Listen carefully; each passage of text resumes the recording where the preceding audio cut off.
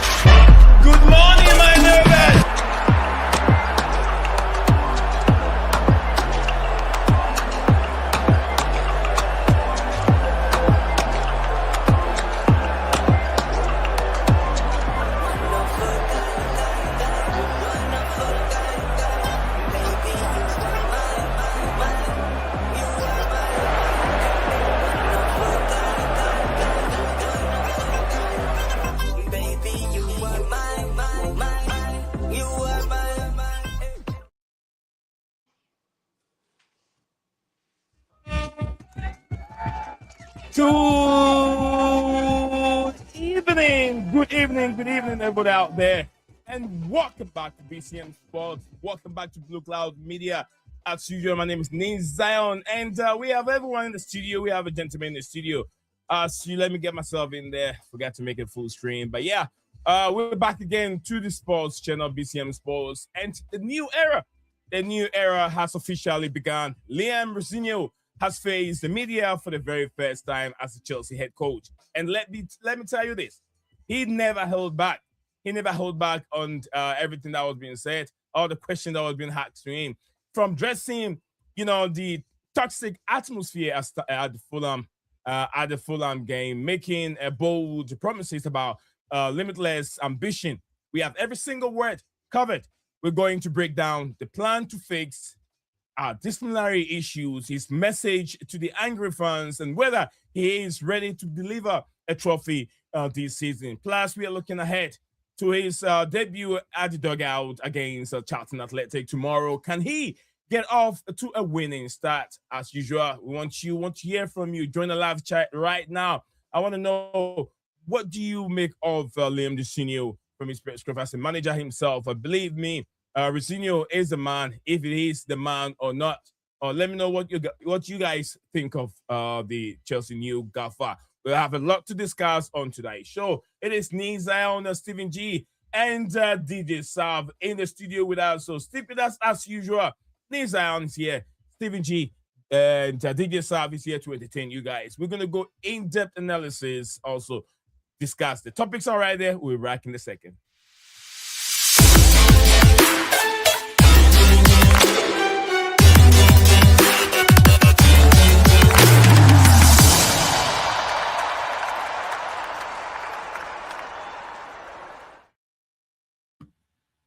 Welcome back again.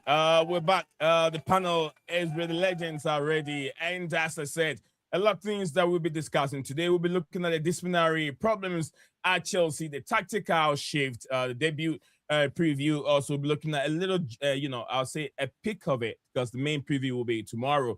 So we'll be looking at all of them, the questions that were being asked. Also look at some few videos of the man himself, and see a few things that he did, whether it is very, very normal and common of Chelsea managers. Also, we're looking at some breaking news regarding charges on Chelsea as it's been up. So yes, as usual, don't forget the most important thing is drop a like on the video as we move on, because it will trigger the algorithm. The more you like it, the more the algorithm, also YouTube, realize that people get engaged in the channel. And those that are seeing this for the first time, most importantly, don't forget to like, comment, and subscribe. And also smash that like button. Absolutely. So yeah, we're looking at that. Let's hear from our brothers, so Stephen G and DJ. I have two wonderful guests on the stream today. Welcome, and good evening to you guys. They are representing or joining us live from UK. Yeah, gents, good evening. Good evening, brother. Good evening, DJ. Good evening, Stephen. Big up to you both. Big up to the comments. Exactly. And big up to Mo Kasim also joining us live, and Cole Palmer. Absolutely. Yeah, all joining us live from your own comfort zone. Cole Palmer said he's watching the AFCON. But yeah, as always, BlueClouds. A lot has been said. We're gonna see if we can get some positivities out of first press conference from Liam, I almost said Lil, but Liam Rosenior. He said his dad said is the right pronunciation of his name is Rosenior. So yeah, we are gonna instead of Rosenior, as I headed from some other places. To be fair, he did also say, so long as you say something nice. Yeah, he said as soon as as far as you say something nice about his name, it's fine. So Rosenior, we'll go with Rosenior as he pronounced it. His dad said it's Rosenior. DJ, I'm gonna start from DJ. Usually I start from Steven, but I'll start from the DJ. Proper tells. DJ, you had the conversation. You had everything that was being said in the press conference. Anything that you forget, we can help you out here. So, what do you make of him? I'll say the interruption, the questions, the way he presented himself today at the press conference. Yeah, I thought he came across very confident to the media, to be fair to him. I think I answered every single question that was thrown at him. And I think at one point he even had a bit of he had also a bit of a sarcasm comment he made back to one of the journalists as well. And he actually come out and said, well, you're a journalist, that's why you're asking the questions. And he goes, I can only have a joke. I think it was towards the end. But yeah, I think he answered most things. I think the only thing that baffled me today was everyone was just wanting to know about him in general, but nothing was mentioned about the team news, about what's going into tomorrow's game. So we don't know who's fit, who's available, no nothing. But they didn't give him a chance to answer those questions. It was just all about him, how he's feeling about settling in at Chelsea. But to be fair to the guy, I mean, he went shook hands to everybody when he obviously went into the room, shook everyone's hands beforehand. So yeah, he seems to come across as a very confident guy.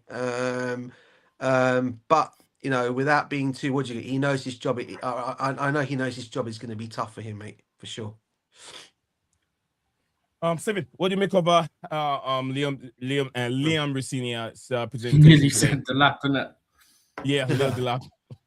It'll take a while, guys. I apologize for that. It will take a while to get that full in. It's the same with Maresca and Fernandez. Yeah.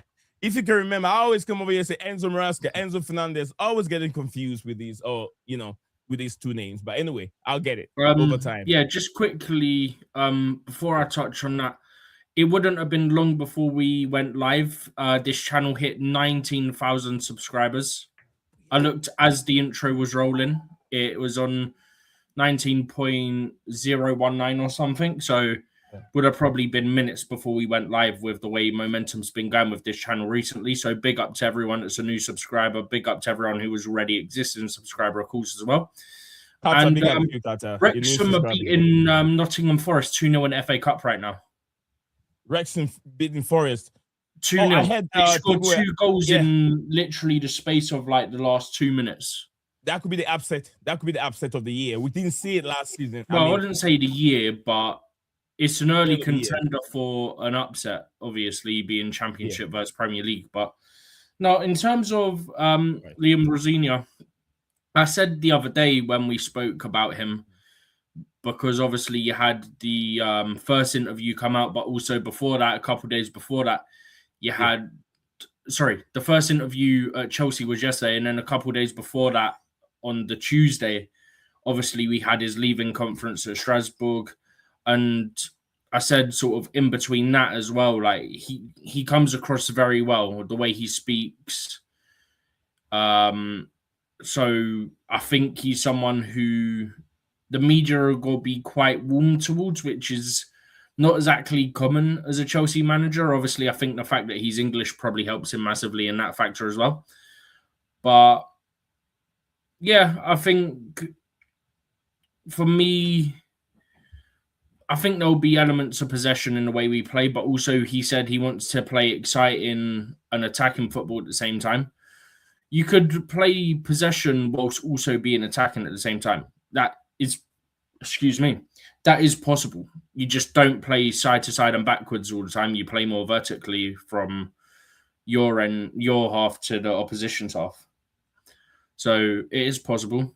It's going to be interesting to see how that works out, mostly against Arsenal next week, because you don't expect too much of it to shine through against Charlton. And also it's the first game, and also it's, with all due respect to Charlton, obviously former Premier League club and whatnot, they are obviously lesser opposition. They are in the lower leagues of English football in the Football League. So you don't expect to see too much for those two reasons. But yeah, he speaks well, and we'll get on to some of the comments now. Yeah. Well, in a minute. And like DJ said, he sort of joked with the media because of, I can find you the exact question as well. It was the very last question that got asked. He was asked, can you find a bad quality in a squad that you need to work on? And the response Rosenior gave was, you're a journalist, of course you'd ask for a negative. Then he laughed. I don't speak about negatives. The hurdle is turning potential into reality. We don't want to be a potential world-class team. We need to be a world-class team. This is where I'm taking the club. That's well, if you take out the joking bit, that was like the main part for me, was the fact that he said, look, we don't want to be a potential world-class team. We want to be a world-class team. And that's the thing that really needs to be hammered home. Look, Liam Rosenior is someone who's clearly ambitious, otherwise he wouldn't have took the job, right? I think that goes without saying. And as we've said, he speaks well. And I think when you look at the way he responds to the journalists and the questions they get asked, I don't think you're going to have any issues with him getting tripped up on questions. He seems very smart. Obviously, he had a brief spell, I think, when he was doing sort of punditry and stuff. So he sort of knows the ins and outs of how the media try and trip you up. So obviously, he'll know as well as anyone how to work around it. Obviously, let's not forget, he was a former footballer himself. So again, experience handling the media from a manager or a player side, and then obviously becoming a manager as well. So he knows how they try to trip you up. He's more experienced in that. So I don't expect any issues on that side. There was a question, I think he responded and said, like, the decisions are going to be from him, and I believe that was related to lineup, because obviously he said he's seen what's been said in the press and stuff like that. So, yeah, I think obviously tomorrow you'd see a more cup lineup, of course, because it's lesser opposition and they only played, 2-3 days ago. But yeah, I think it goes without saying. I think we're all going to say it unanimously. He comes across very well in how he speaks, very professional, but he's also very honest in his responses. And I think that's another key point, is that it doesn't seem like he's trying to hide anything. It seems like he's very to the point when it comes to things. All right, Chad, thank you very much on that. Mo Kassim, thank you very much. Mo said, okay, he's well-spoken, but I'm not judging him until we start playing. One issue I have is he said he will be in control of the team. Does he know what the structure the structure is here? What the structure is here? But that could mean many things as well. I understand what Mo is trying to say. Does he really know what the structure is? All right, so we're going to go to... just quickly on that comment, right? One, of course, he knows the structure because he was at Strasbourg. And two, being in control of the team could be many things. Obviously, we've seen reports that, the sporting directors, whatever, had a say in lineups and substitutions and stuff like that, right? So it could be that. It could be a multitude of things. But of course, he knows the structure because he worked under it at Strasbourg, and that's one thing that probably is a benefit to getting him in, is that he's used to it. He knows how things are run over here. Sorry, just one more quick thing to add to that, Neve. I know you want to move on, but the only thing we're not moving on. I was just going to go through comment after comment. I mean, sorry, mate. Every word I was, but you can go ahead, add it to it. No, I just want to say one thing. I I just want to say one more. The only thing I think of Bath, from what Mo seemed to big up to him in the comments, by the way. I think what he was also, I think you guys heard when he was talking, he goes, he's coach and manager. That's what he said in his press conference. Not just coach, but coach and manager. Yeah. So that's why I think that's what Mo was getting to that, I think. Anyway, go on, sorry.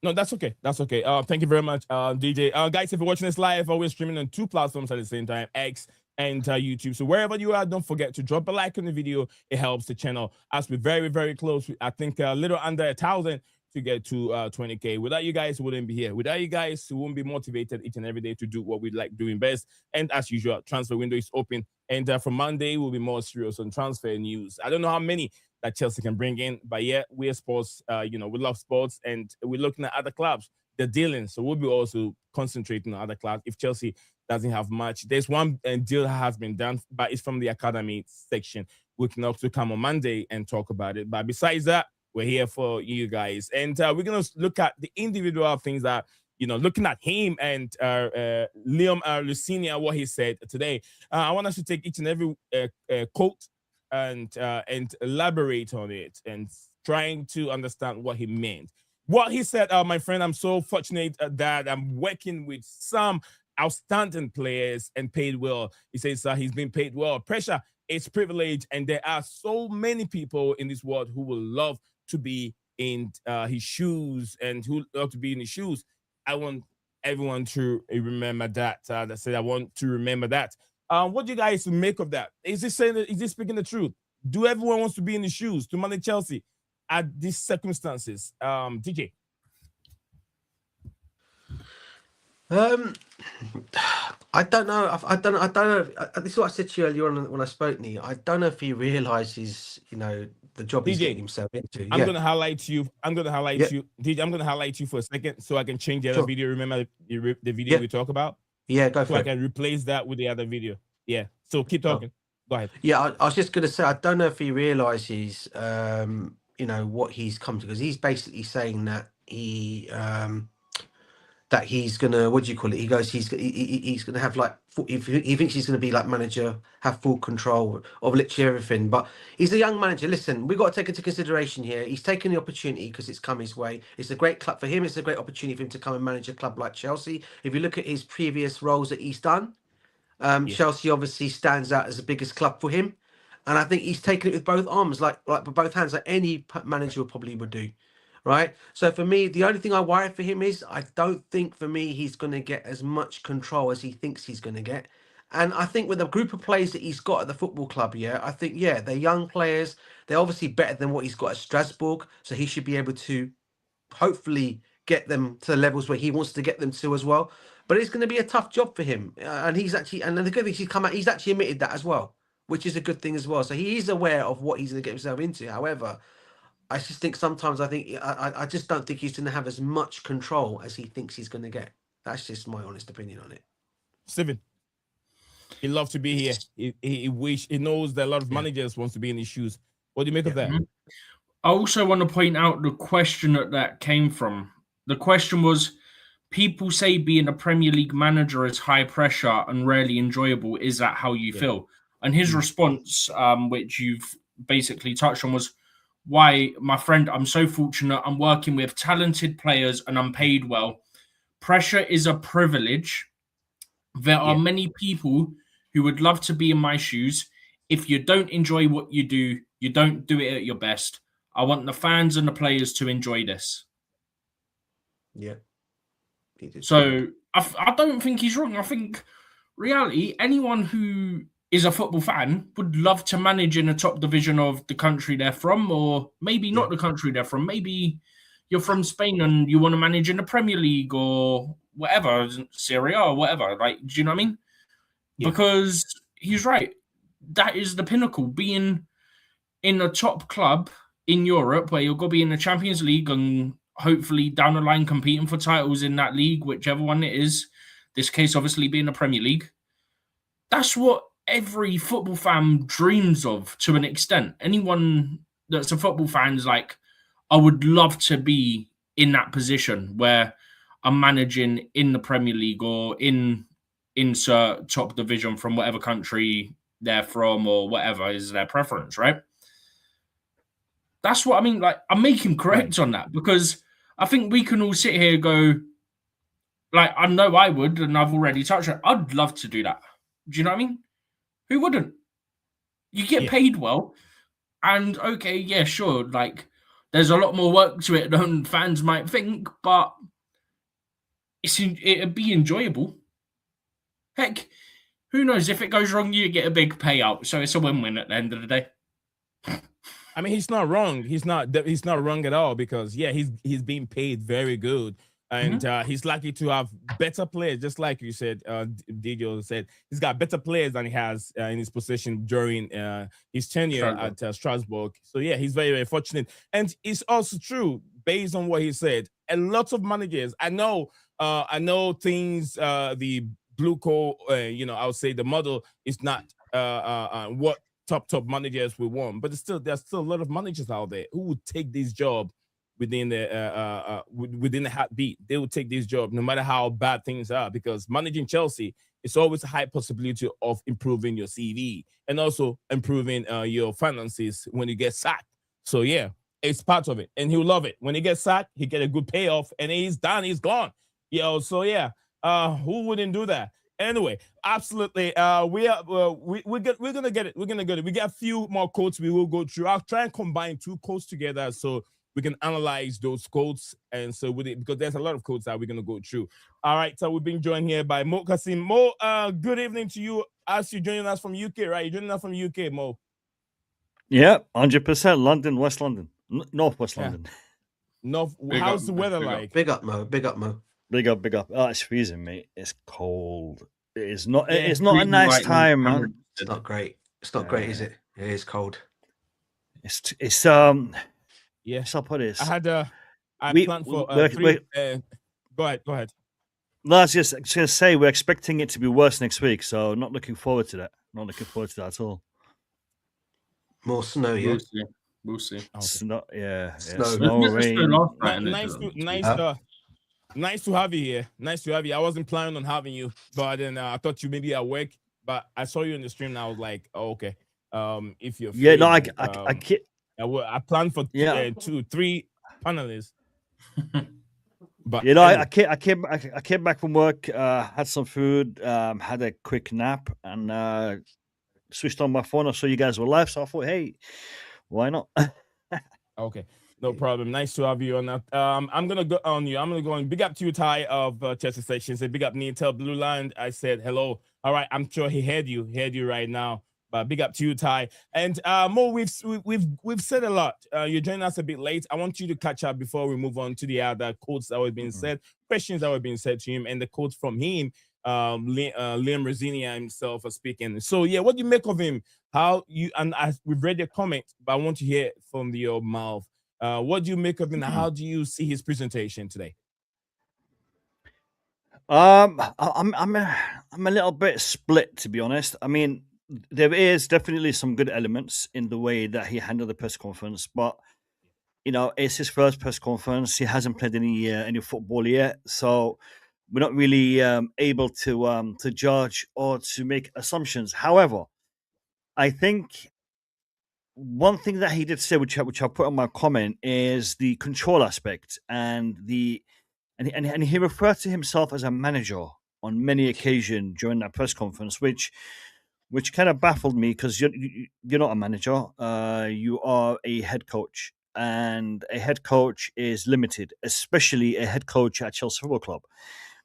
You are very, very limited in the control that you have, and that for me is a little bit of a red flag. And it isn't a red flag in regards to Liam himself.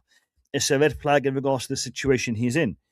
So he has managed at Strasbourg. He has worked with Blue Coat, so he does know the system, the structure. However, I am not going to make an assumption and say that Strasbourg is using the same model that Chelsea is using in regards to the rotation, in regards to the minutes and whatnot. It's a different kettle of fish in Strasbourg. At Chelsea, I think he will be quite shocked and quite he'll take a setback in regards to the amount of control that he does actually have. Him being who he is, and from what I've read about him and what I've seen about him, is he likes to prove himself. He has the mentality and the mindset to try to work hard, try to impress, and try to improve and try to progress, which is fantastic, which is something that you want to see in a young manager. But the job that you have chosen to do is at a club where currently we are not encouraging that. We are encouraging a manager to follow instructions, to do as they have been told. Head coach to follow instructions, to do as they've been told, and to implement a process and a strategy that has been handed to him. I don't think there is a lot of room for him to shine. And when you do try to shine, you do end up being micromanaged. And, we've seen it in the past with the managers that we've had. They don't last because of that. Managers like to have that freedom. The fact that he has also chosen McFarlane to be his first team coach, to be with him in his squad, tells me that they want him to have someone who is more aware of how things are done, and he is someone who's had two games under his belt to manage in a certain way, and maybe he will help him in that transition to the new model, the new system that he will be implementing. And again, a lot of people are saying, well, he's done this before at Strasbourg. It's the same model, same ownership. Yes, same ownership, but not necessarily the same model. So he is going to be implementing something slightly different at Chelsea. I wish Liam Rosenior the best of luck. I want to see him succeed, because his success is our success. His failure is our failure. Absolutely. So I want to see him succeed. Will he? Won't he? I'm not going to make a comment on that because I don't know. We can look at his CV, we can look at his history, we can look at his experience, and say he's going to have a very, very tough job on his hands. But that doesn't mean that he can't do the job. So I want to wish him all the best, and we will assess his management. I would say maybe 10 games down the line. He does have some very, very crucial games coming up, both for our aspirations to finish in the top four and also domestically in regards to trophies and whatnot. So, we will see what happens. Thank you very much. That's a long, explanation on how he feel and what he think of the new gaffer, Liam Rosenior. So, guys, if watching us live, we're discussing Chelsea's new appointed manager, Liam Rosenior. He'll be taking his first job tomorrow against Charlton. Is it Charlton? Charlton, right? Yeah. Against Charlton tomorrow in the FA Cup game. Hopefully, he pick up all 3 points, starts well, and ends very, very well. Will he win a trophy? Time will tell. We all don't know yet. So we're looking at things. Anyone wants to add anything to it before we move on to the next quote? Also, it falls within the quotes, but the Charlton manager is someone he actually knows. So a reporter said, "You're facing Nathan Jones and Charlton tomorrow. Is it weird to face a friend in your first game?" And the response back was, "Nathan is top. It's going to be a difficult game. They play with real intensity. It'll be a typical English Cup tie in January. My players need to win the duels and headers before we talk about tactics." So that last bit, need to win the duels and headers before we talk about tactics. That's something we've been struggling with a lot this season. Especially when teams start doing long throws. We cannot win a header to save our lives, right? So that was like the key part of that to me. It wasn't just, the guy facing, he's top. You've got to say that if he's a friend. Do you know what I mean? Like, of course you are. The key point for me was about winning our duels and winning the headers, because that's something we have struggled with throughout the season. And he also later on said, like, Chelsea used to be a physical team under like the Joses and stuff like that, when you had the Makaleles, the Essiens, the Lampards, the Drogbas and players like that. And he wants to bring the physicality back. And that's another thing, because against some teams, we don't have the muscle. Like, our team's young, yeah? Some of them aren't even technically men yet. They're still young. They're not these guys who you're come against who are like 23, 24, 25, who, they're still technically young at 23, but they've been in the game a lot longer. So they've had that development. They've been in first team longer and stuff like that. We need to somehow, I guess, kind of like everyone always refers to like the Bayern like training method, right? Where everyone just seems like an absolute beast. We kind of need to get our own sort of thing like that, I think. Not literally, but we need to become a physical team. We need to be able to have that little bit of muscle in us, which maybe some of the players lack. Maybe that's an age thing that'll come with time, which, I mean, I expect it to, but we need to find a way to sort of move that along a little bit quicker, maybe. But the headers is the other main thing because, like I said, long throws, we've struggled to defend. Obviously, when we've left 2-3 players up, obviously that means the opposition have to leave 2, 3, 4 players out, which obviously then clears the area for your keeper, makes their life easier, right? But we don't do that all the time. And that's where the whole winning headers thing comes into play when it comes to long throws. He wasn't referring to long throws, but long throws, set pieces, long balls against certain teams like your Sean Dyche teams, for example, you need to be on it. And thank you very much. Thank you very much, Stephen G. We're still looking at, if you're here, we're still looking at the quotes. Like I said, I'm trying to put 2 quotes together, and we're going to analyze and see what's the man, Liam Rosenior, is really talking about. He said in today's press conference, I want us to be dominant. I have a strong identity, but I want us to be tactically adaptable. And he said again that you don't limit your ambitions. I'm not arrogant, but I'm good at what I do. Whatever job I have worked, I've been successful. And if you guys listen to this, what is he trying to say, DJ? What's he trying to say? I want us to be dominant, have a strong identity, and I want us to tactical adaptable. And he said he's been every job he's been successful, and he's not arrogant. What do you take from that, DJ? Yeah, listen, I think, as I said, I think he comes across as one of those that he obviously has his ideas of what he wants to do, how he wants the team to set up. I think the number one thing he should be doing, for me, as well as what he's just said there, he wants to be dominant, he wants to be all this, which is great to hear. But the one thing he needs to sort out for me, and I don't know if we're going to come into it later on or it's going to be mentioned in this section of the stream, I don't know, is he needs to sort out the discipline at Chelsea, mate. We've had too many red cards. This is probably the worst we've had this whole season. And I think that's something he needs to do when he gets in. And he even said that's going to be a tough job. I think that's going to be one thing he's got to definitely come across to the players, because we can't keep, if he wants to keep this discipline and he wants to keep this thing up where he wants to play this dominant game, he wants to go out winning he needs to basically sort that all out, because there's no point trying to dominate a game and you win your games, but you're going to do it with 9 or 8 players on the pitch. That needs to be sorted out. Otherwise, you're going to you're setting yourself up for losing.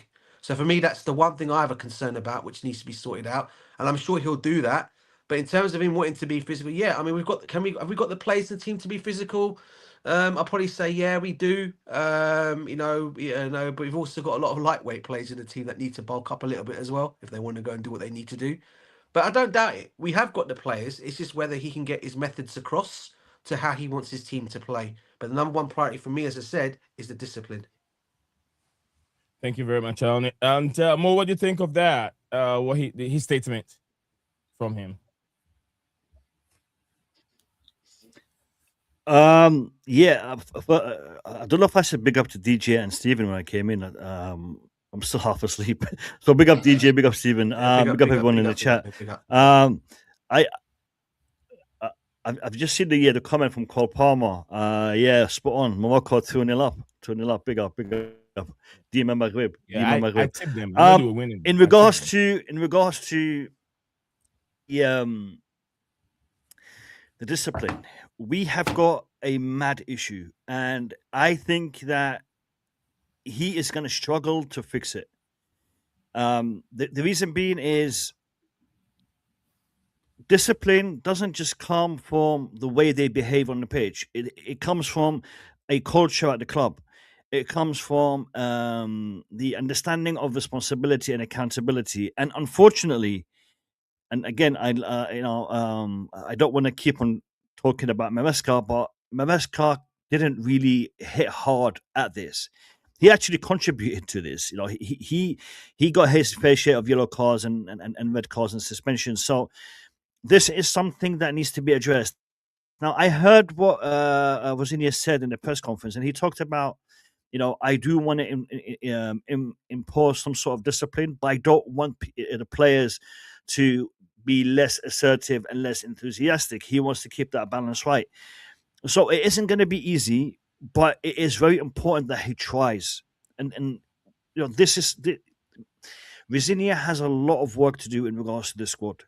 And this is why I am a little bit concerned, because this is a young squad. It is an inexperienced squad. And a young, inexperienced squad that has been playing in a set way for a set period of time, it is very hard for him to come in and to try and change that. Now, from what I also understand is he wants to implement maybe a different style of play, different tactics, different formation. Fantastic, brilliant. But is he going to be able to do that with the squad? Especially with the fact that the players in the squad are used to a set way. Is he going to be able to change that? Is he going to be able to make them adapt? A good manager, a top-class manager, could do that in a heartbeat. And we've seen it with Conte. We've seen it with Tuchel. These managers, they came in and they literally changed the entire methodology of the formation and the tactics. And they actually did it multiple times in the season. So it wasn't something that was very hard for them to implement. Is he going to be able to do that? I don't know. I hope so. But discipline is something that does need to be addressed. It needs to be addressed quite quickly, I reckon. Okay. All right. Thank you very much on it. Anyone want to add Can I just quickly chuck something else on top of that as well, by the way? Yeah. I think the key thing is Mo was saying about the balance, right? And still want some to be enthusiastic and stuff like that. Our issue is where our players are young, yeah, they have, how can I put this? They have moments where they really show their inexperience, which is why we get so many yellow cards and red cards and stuff like that. You could be aggressive and assertive without being reckless. So, for example, right? Caicedo, when he got sent off, he was unlucky. We've seen those not given since then, right? Right. But I think Delap, it was an elbow one. Jackson last season, it was an elbow at Newcastle away. And it's like, that's where the issue is. Like, if you're going in and just smashing someone with an elbow, we've got a problem.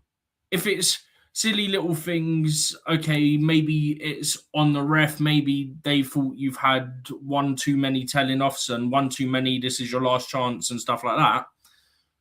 That's what it is what it is, right? But I think some people will get it confused and think, okay, you want to still be enthusiastic and stuff like that, you're still going to get red cards. But that's not always the case. If it's managed correctly and you channel the aggressiveness, it can be effective. Right? And that's the key point. It has to be effective aggression. Can I just add to what Stephen just said? I agree 100%, Stephen. And I think the other factor is this. When we talk about experience, we talk about maturity, we're talking about knowing how to react to a certain situation without actually, getting that red card. So, we used to see it back in the day with, players like Dennis Wise and others who were very, very assertive in the way they played, but they also knew how to avoid that. They knew where the line was. The line, basically. Exactly.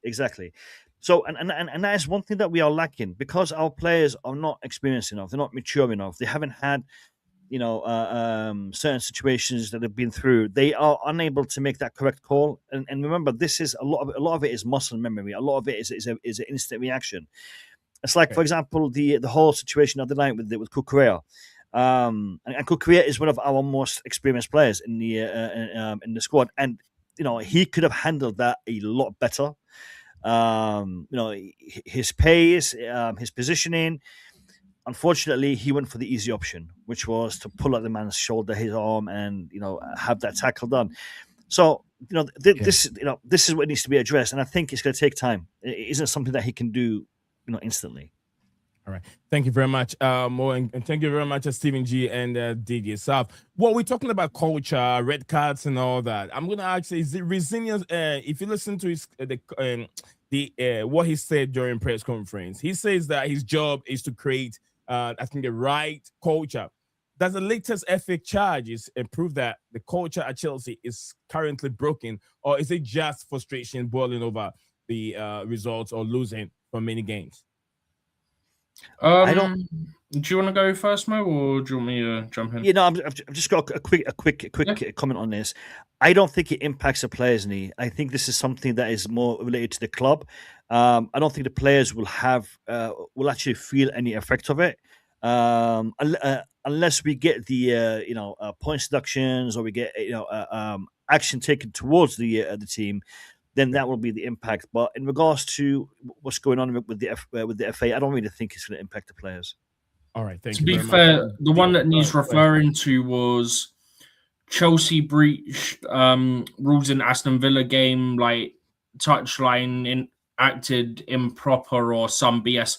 Basically, someone threw a water bottle is what happened. So he's not talking about the charges that people might think he's referring to. He's referring to conduct at like the final whistle at the end of the Aston Villa game a couple of weeks ago. So just so that we can clear up what charges he's referring to, it's that where someone allegedly threw a water bottle. Who that is, they've not been named, so we don't know. I'm sure there's video out there somewhere that someone's probably got, and it might come out in due course, but that's what that's referring to. But there's not really anything they can do. So what do you think, DJ? Nah, listen, I think Stephen's spot on. Yeah, I think it was, as we said, we called him the water ball at the Villa dugout, wasn't it? Yeah, I know it's not funny, but whoever that was, they must have had some. So long as no one gets injured, I can find a funny side to it. Yeah, exactly that. I think it was because it was more towards, I think, United. I think Emery, because of his Arsenal connections. I don't know, maybe it was for that reason. I don't know. But it reminds me of another incident, really, that we've known has happened as well between Amiga and Liam Rosenior as well. He did a similar thing, didn't he, with the bottle? Correct me if I'm wrong in saying that. At Strasbourg, that's why he got disciplined. So yeah, I mean, it sounds like it's the same scenario he's got here as well, the bottle. But no. No, but discipline, I said it already. Discipline for me is something it needs to be sorted out within the club. And as I said, I know they're a young group, but yeah, I mean, yeah, it's one of those scenarios, isn't it? It's got to be cut out very soon, mate. Otherwise, we're going to carry on going down this road that I don't think the players want to be going down to, and the manager as well. So yeah. Thank you very much on it. I think we are on point on it. All right, so let's get to the trophy aspect of it. Rosenior coming to Chelsea. He refuses to prioritize one competition over the other. With the league from struggling, should he sacrifice the league to go all in on the domestic cup for a trophy this season? DJ, I'll start from you. Well, listen to what he's saying. He looks like he wants to win all his games, doesn't he? I mean, that's a very big, and I guess that's his way of trying to connect with the Chelsea. And I think he said it as well. The only way he's going to be able to connect with the Chelsea fans is he wants to go out there and do what he's used to doing. And it's funny that he mentioned all previous players. That one thing's here in the past, which I found very interesting. I think he done it in his first interview, the sit down one as well.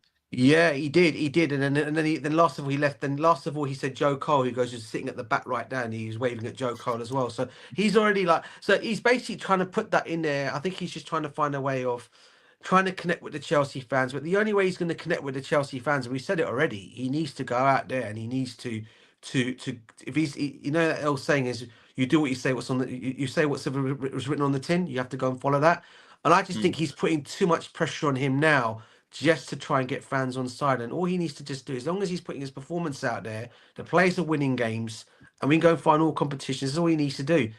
But he seems like a guy who thinks he's going to win a lot of he's just come across like he thinks he's going to win a lot of things, including some cups. So look, the confidence is there, mate, and I like that. I like that within his personality. If that's what he thinks he can do, that's great for the group place to hear. So I just hope he can deliver it, Nee. That's all.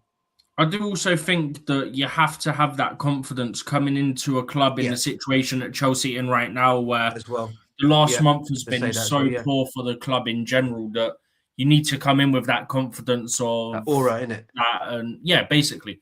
But also, like, we can sit here and go, it's about results. But he said that as well. He said, look, like, I've got to come in and I've got to get the results. Like, he literally said that himself. And that goes without saying. But also the fact that he refers to when he was playing here, the atmosphere when he was playing here, when Chelsea had the likes of Drogba, Robben, Joe Cole, Lampard, Terry, all those players. It's like, because we know what our fan base is like, and it happened with Maresca and stuff like that. It's like, oh, but they don't know the club, they don't know this, they don't know that. Well, Rosenier's played in the Premier League and he's played against Chelsea, and he's been in that stadium. He knows what the atmosphere can be like when things are going right. So I think that's a part of it, is him going, look, I want to recreate that. We have to get back to that and make it essentially a fortress. He didn't say fortress, but that's basically where he's leading with his comments is, look, reality. If we look at reality, right? In football, can he win all? Or any sport, can he win all? Home is the foundation. Can he win all these trophies? Can he win all these trophies? Maybe the League Cup, I think. If he wants to win every game, it means that he's going to win all the trophy. But can he win all? It depends how you look at it, only. Are you looking at it in the, what are we on? We're in January. So are you looking at it in like the 4 months of the season which got left, or in his duration here? It's two different things. Let's look at the rest of the season. Okay, then why can't he win a cup or two? Because we're looking at now, and it's 10 years. We don't know what the next season is going to be like. But we want to see what is left. What can he do to be able to get the fans? Like he said, he wants to win the fans. By doing that, he has to win many games. How can you do it? Can he win all these trophies left? Maresca have done some part of the easy job already, and now where we're getting heading to, it's more difficult. Can he, handle that test? I think there's nothing really to say he can't win a trophy or two this season, realistically. Because, and we've touched on it throughout the season and last season, pretty much the whole time this ownership's been here and moved towards their youth model, shall we call it, right? Their younger model, younger player model. In the sense that a younger team isn't going to have the consistency of a team with more experience. But, and this is what we keep referring to, right? Mm-hmm. You aren't going to be consistent across 38 games. But in a cup game, you need to be good for 1 or 2 games to get through to the next round. Champions League knockout stages, you need to be good a couple of games at a time. And you've got multiple games in between that, right? Look at, say, 2012, right? Look at how it changed once Villas-Boas went, right? We went from really poor sort of look like we're getting knocked out because we got smashed by Napoli, to sort of moving more towards focusing on the Champions League. And we all know what ended up happening with that, right? You have a few good games, all of a sudden you're in the final, right? FA Cup's even easier, because not easier as in let's not discredit any other team, but in the sense of there's no two-legged ties. Obviously, Carabao Cup, it's single leg until you get to the semi-final. That's 2 legs, and then you get the one-off game in the final. But FA Cup is just one game. You're playing about 5 games, roughly, off the top of my head, 5-6 games to get to the final and win it. So why can't he win an FA Cup? Why can't he surprise Arsenal because of how close to the fixture he's come in with only 1 game of management at Chelsea by the time we play them, because that's midweek next week, that first leg. Why can't he come in and surprise them and get us into the Carabao Cup final? Why can't he surprise people and do well in Europe? Not necessarily win the Champions League, but at least get us far in the competition, which is what our aims would have been for the start of the season, right? Premier League, it goes without saying, especially with our form in the last month, it's all about getting top 4, top 5. Looks like 5th place could be Champions League spot again. So it's all about getting into that top 5 again and then focus on the cups. I think that has to be the plan. Obviously, no manager's going to go, yeah, we're focusing only on the cups, because then you look like a mug, to put it bluntly, right? You look like an idiot. That's the wrong way to approach it, because the majority of your games are in the Premier League. And the correct way to go about it is we're focusing on everything, because you use your league form to help your cup form and your cup form to help your league form. But why can't he win a cup or two this season? That's the way I look at it. There's nothing to say he can't. You're just talking one-off games for the most part, and all of a sudden you're in the final. All right, thank you very much, Stephen. DJ and Mo, what do you want to add to it? Can he win all games to win us? We're talking about the trophy target. From there, we'll move on to the tactical and player roles also, which Reece James, question was being involved. So, but let's. What do you think? What can he win? More DJ. Two of you can jump in first. But big up to you, Clicks. I think it goes by the name Clicks. CFC. Big up to you. Nice to see you on the channel. On the show today. He said that since Charlton used to be our boogie team, that game won't be easy. So that's from Clicks CFC. Big up to you, man, and nice to see you on the show today. But DJ Omo wants to jump in regarding, can he win a trophy? Can he win all games like he said he wants to win all game? DJ, do you want to go or shall I jump in? No, you go, man. You go on. All right, cool. No, okay. So, Mo, wait. DJ, go ahead. Let DJ go. Go ahead. DJ's been too quiet for my liking. Go ahead, DJ. No, I thought I answered that one about the cup, the trophies. No, I can go again if Yeah. you want me to. No? I answered that one, but I answered that one before you came to me the first time round. But I can go again. I'm sorry. I'm sorry then. No need to apologize, mate. It's all right. I just would. No. All right, then wrap it up on 60 seconds. Then we go to Mo. Yeah, I think. Look, listen. I don't see why he can't. It's going to be tough, but like he said, just take each game as it comes. Okay. Mo. Yep. So I think Liam Rosenior is in a good position right now because our expectations have hit ground. They are as low as they've ever been. So, will he win something? I don't think he has to win anything to be with good standing with the fans, because right now we're not expecting much. Realistically, if we are able to win the Carabao Cup, fantastic. But if we lose to Arsenal and don't make the final, I don't think many people blame Liam Rosenior. In regards to the FA Cup, if we don't win it, considering the circumstances, no one's going to blame Liam Rosenior. Premier League, well, we're in a really bad place right now. Champions League. So, for Liam Rosenior, all he's got to do is try his best, put in an effort, and get some respectable results. This season is a write-off for us on many an aspect, and anything that Liam Rosenior achieves will be looked upon favorably. So if he does beat Arsenal, we make it to the final, we win the Carabao Cup, that's going to be a mad one, considering where we are right now. And then when I say we are, go on, Nick. Was he a write-off from the beginning of the season, or is it a write-off now because of the circumstances? It's a write-off now. It's a write-off now, considering, I think we've won one game in 10. In 10 fixtures, we've only won one game. We've had a really bad run of form. We've had all of this details being released since Enzo Maresca got sacked. The fan base is not in a good place right now. And because of that, this is why expectations are so low. So if we are able to get a trophy, that will be a massive achievement, considering where we are. Now, my aspirations, my desire is for us to finish in a Champions League spot this season, because that we can build on next season. Okay, we can build on that. Now, again, we should be building on what we achieved last season. We haven't, because of the the situation we're in.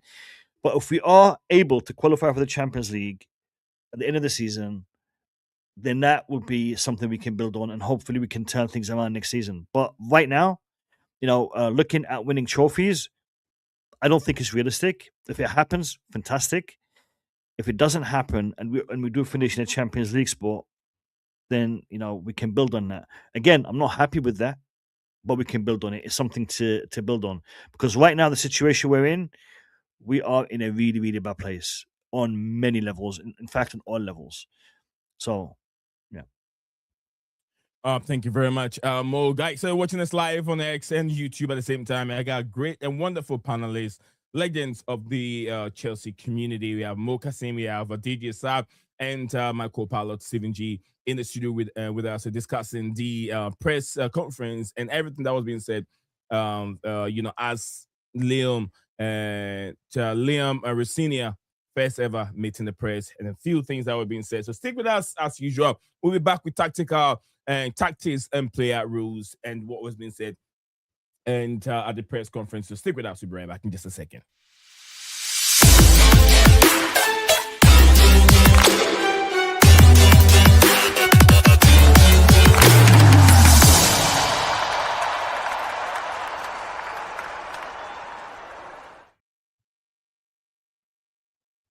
Hello, welcome back again to BCM Sports. My name is Nate Zion, alongside the panelists Stephen G and Stephen G, Mo Kasim, and TJ Saab. And as I said, we were going through what was said at the press conference of Liam Rosenior meeting the press. A question that was being asked regarding Reece James' tactical and player role.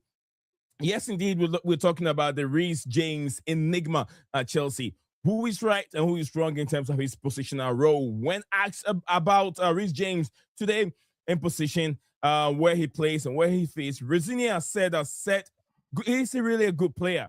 Many positions he plays, many positions didn't commit. He didn't commit himself by saying whether he is a right back or maybe a midfielder. Does Reece James belong in the midfield under this new manager, which is Liam Rosenior?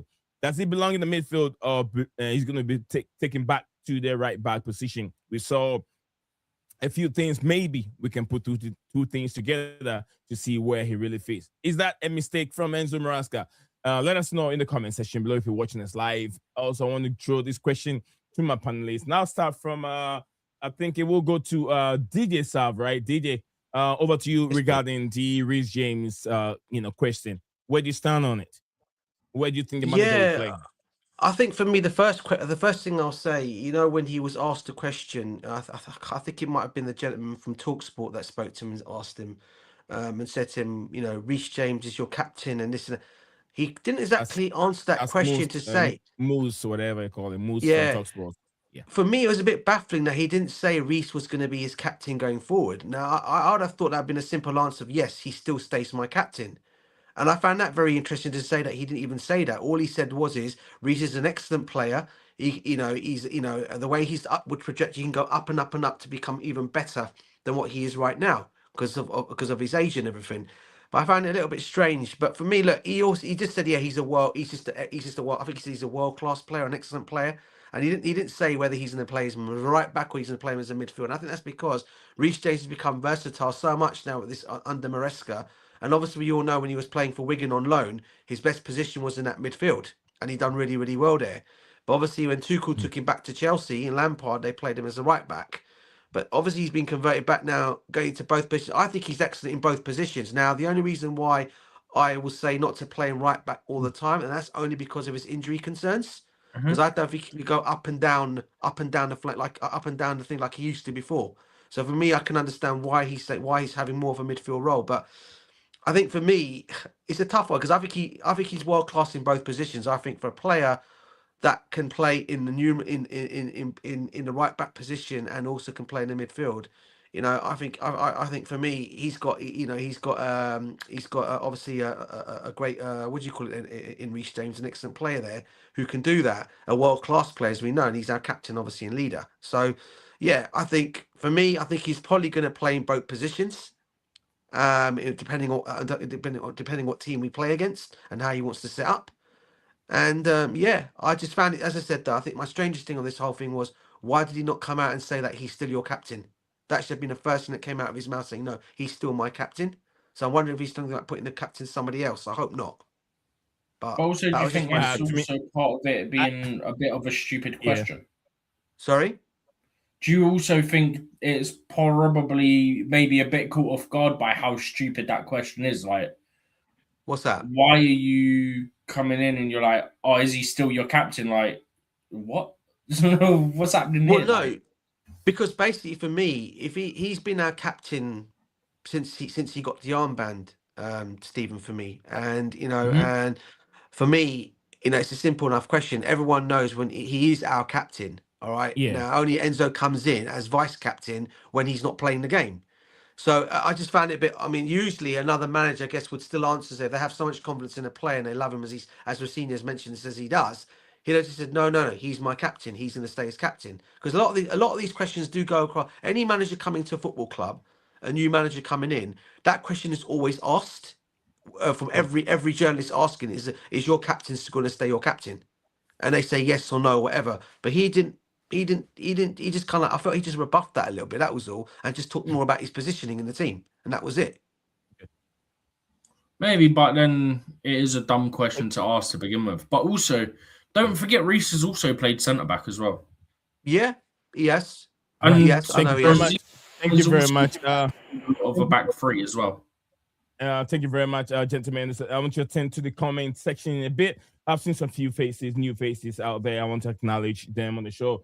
Big up to everyone joining us live here. If you're wondering what we're doing, big up to Yusuf. Big up to Chelsea Dan, proper Chelsea in the studio all with us here. And big up to my brother here, my friend says, I hope Chelsea beat Arsenal because my best mate is an Arsenal fan. And if we lose, he would never let me leave. He will never leave. Live it down. Okay. Let me live it down. That's from Andrew. Yeah, and is it Andrew? Okay, I'll no go idea. by Andrew. I don't recognize that name, so I think that might be someone. Moylan. Yes. Sounds like Moylan. Andrew Moylan. Yeah. Moyland. Okay, Andrew Moyland. Big up to you, Andrew. Big up to everyone joining us today on the show as usual. And also we have Yusuf. Yusuf, big up to Yusuf. I think he's joining us in the studio in the panel. He's in the studio with us today. Yusuf said, big up, guys, up to Chelsea. I'm going to the Charlton game tomorrow. So let's hope Rosenior gets his first win and spoke very, very well in the press conference today. He's happy with that. Big up to my brother, Chelsea Dan himself, proper Chelsea. Me and the panelists, big up to guys. So I hope everyone has a very good day. What's going on here? All right, it says I think he did that for all the PR. Dan, I don't know why you always go for PR. So the guy is talking, Dan and PR. Are you in love with PR? Are you so obsessed with PR, Dan? You and PR, everything is PR to Dan. All right, I hear you, Dan. Okay. All right, we were gonna hear too. So why do you look so sleepy, Kasim? I am sleepy. I woke up an hour ago. Yeah, I had a long day at work. And then he's coming from work too, so 2 in 1. So yeah, don't blame him. Big up to you. And Kasim, can you help me with the name here? I'm trying to. Is it Verat? Okay, I can't pronounce it. I'll butcher someone's name. This person, I call him Verana because he's changed his name recently, but Verana, he's one of my subscribers, so big up to you. If it's Verana, then I know this person because I've mentioned that name 1,000 times. Yeah, no, he's been here before. It wasn't the same. Yeah. The name has been changed because I used to remember if it's Verana, I've said it 1,000 times on the channel. The picture's the same. The picture is that's how I recognize it from the picture.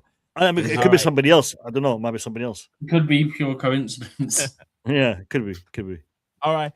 Thank you very much on that. But thank you very much, my brother, for joining us here. It's a big up to everyone. Big up to yourself just confirm if it's Verana. Verana, if it's you, confirm in the chat, just so we know. Yeah. All right, chat. Thank you very much on it. We're still Mo and Stephen hasn't had their share on that question here regarding Reece James. But yeah, I just want to attend to the comment section a little bit, and then we'll go back to what we're doing. But yeah, before we get in there, I'll give you a little insight out. Yusuf is here. Yusuf, give me a second. I'll have to change the layout so we can get you in. Let's hear from Rosenior what he said regarding to some question, the question that was being asked. Anyway, let's hear from him.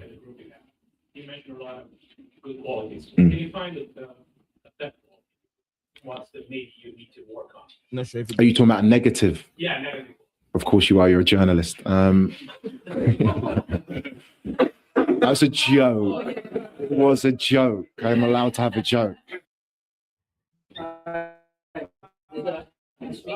and then the second one is having seen a lot of managers come to Chelsea, but to be honest, Jose, I can take Jose out. But I haven't seen many managers that have the first pressure and they walk in and greet the whole entire media. And I don't know, but let's take a look at it and let's try to, I'm trying to get something out of it. I don't know if it's really common for many managers to do this. Bruce, I know who you are. Ray, lovely to meet you.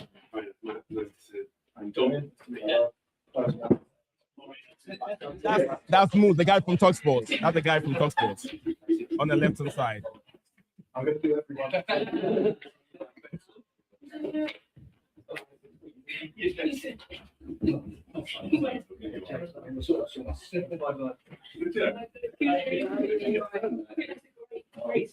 That's it.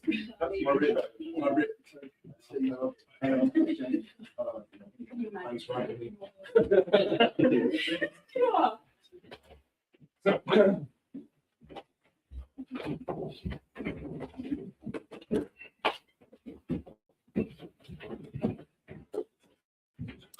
Okay.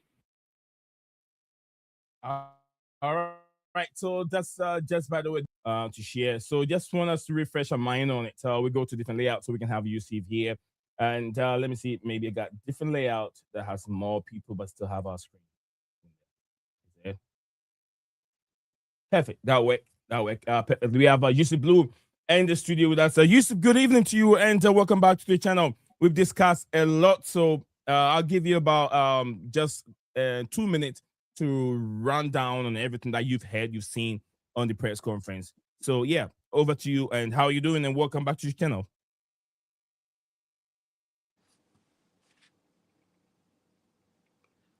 I mean, thank you very much for having me back. It's a pleasure.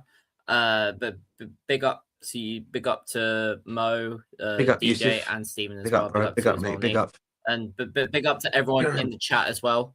I mean, from what I saw from the press conference, I mean, he spoke well. Like, I'm happy he at least got a good impression from the fans at least, and from the journalists as well. I mean, you even saw that little joke he made. Oh yeah, because you're a journalist. Like, it's some of the Chelsea fans I know will laugh at that because we've seen journalists ask a lot of stupid questions recently to managers. So I will give props to Liam Rosenior for doing that. It clearly shows that he's not scared to say things like that, like in front of the media as well. So I like that charisma from him. And yeah, like I said in my comment earlier, I'm going to the Charlton game tomorrow, so I will hopefully see Liam Rosenior's first win. And yeah, let's hope it's a good win as well, because I know he's going to rotate quite a few players as well, because he wants to see players like Andre Santos. He's obviously used him before. So I think that it will be a decent performance tomorrow. I'm not expecting a loss from us, but I think that we'll do enough to get through at least, definitely, even with the new manager. And do you think as well. Do you think we might see Enzo, Caicedo, and Santos play at the same time? It's an option. Yeah, it's definitely an option. It could happen, yes. I'm not sure if Liam Rosenior will do it, but if he does, I wouldn't mind seeing that, to be fair. Thank you. Thank you very much, Tony. And we're going to go to Mo. What's your take on this Reece James situation? You haven't got a fair share on it. So I think the Reece James situation is quite a complex one. And it really stems from what formation is Liam Rosenior going to play.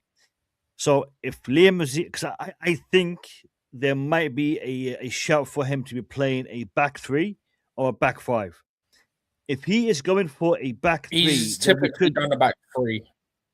Yeah, so if he's playing a back three, then there is a shout for Reece James to be played in the midfield or as a centre back, right side of centre back, because we've seen Reece James do that, especially under Tuchel. So there is that. If he is playing a back three or a back five, and more if he's playing a back three, we may see less utilization of our wing backs, because we could see Estevao, we could see Pedro Neto, Garnacho being played as a left-sided or right-sided midfielder rather than as a winger. So we may see less of the inverted aspect that we have been seeing for so long with Enzo Maresca. So there is a lot of questions in regards to both Reece James and Cucurella in regards to how they will be utilized in the Liam Rosenior system. So I'm quite interested to see how that develops moving forward. But Reece James is one of those players that is very versatile and he can play in multiple positions. I'm not worried about whether or not he is going to be given that game time, because he is able to play in so many different positions. But I also want to emphasize on the comment that DJ Sav made in regards to not acknowledging Reece James as captain. I think with the current climate, for Rosenior to actually change captains right now would be adding a lot more fuel to the fire, because Reece James is a person who has the respect of the fans, one of the most senior players in the squad, one of, I think, the only two remaining Champions League winners in the squad, him and Chalobah. So I would have liked him to reassure people and just put it to bed. But we will soon find out. We'll soon find out. Thank you very much on it, Stephen. Reece James midfield, was he used properly under Maresca, or was he a mistake? What do you stand on it? And where does he play under Rosenior? I don't think it's a mistake, and I've touched on it before, because one, he was very good in that role, in that position. And two, if that's what it took to keep him fit for 12 months and then maybe long-term we're able to play him more regularly in his natural position at right back or right wing back or whatever, then you can't really say it was the wrong choice, because there was still some times where he played him as a right back. It just wasn't week in and week out. But yeah, I think that's one thing that people can't hold against Maresca is his management of Reece and how he utilized him. But I don't know. This is what we were just saying, right? The luxury of Reece James is that so long as he's fit, he can play right back or right wing back, depending whether it's a back four or three. He can play centre back and he can play in midfield, depending on how the formation shapes up, right? So for me, I don't think he plays tomorrow. I wouldn't expect him to anyway. But depending on formation, I think it would be dependent on the opponent which role he'll take up. Because I think some opponents say we play a back three, he might be better as a wing back. And then other opponents, you might want to have him as, say, a centre back. So I think it really depends on the opponent and the formation, because Rosenior's used a lot of formations. We touched on it when he became Chelsea manager. Last year, he used something like 8 formations or something ridiculous. And okay, granted, they weren't obviously technically 8 formations, because I don't know how they quantified it, whether it was on paper or in game and what their sort of way of measuring it was, but he did use a variety of different formations. So it's got to be interesting. I think that's one of the good things about Rosenior. He can play a back four if we need to. He can play a back three. And as I said, that helps Reece well, because he can play in 3 different positions. Actually, he's even played at left back as well. So if you want to chuck that in as well, then he's played 4 technically. So the beauty of Reece James, people. By the way, Forest just equalised against Wrexham is 3-3. Equalize. Forest equalize, so it's 3-3. Yeah. Oh, I wasn't even watching that game. I don't even know. Oh, I'm not watching it. I'm getting the notifications. Oh, see. Oh, no. Hudson I didn't even know they got were the playing. second and What the a third crazy goal. game that is, eh? Wow, what a game that is. all Hudson right. got a brace. Oh my Yeah, word. thank you very much, guys. I know we'll be getting to the later part of it. The later part of it will have to do with the entire Chelsea Football Club, the Blue Coat thing. That's a segment that we're gonna hear more from DJ Saab. And then also Dan's already putting up his stuff over there. So yeah, we're getting to the segment where we discuss the project and what is going on, the Blue Coat in and Blue Coat out, or Blue Coat minus, or Blue Coat in the middle, or Blue Coat / out, whatever you want to classify it. It's all up to you, the way you see the football club. So that's a segment that we're going right after. I'll go through these comments here coming from Leighton CFC. Leighton CFC, big up to you. Before you go into the comments, I'll be back in 2 minutes. I'll just go off camera, but I'll be back in 2 minutes. Okay, all right. Go take care of business. We'll be right here. And big up to Chelsea Dan. Dan, a lot of comments from Dan. Says with the sporting directors, bro, I hear you, Dan. I hear you.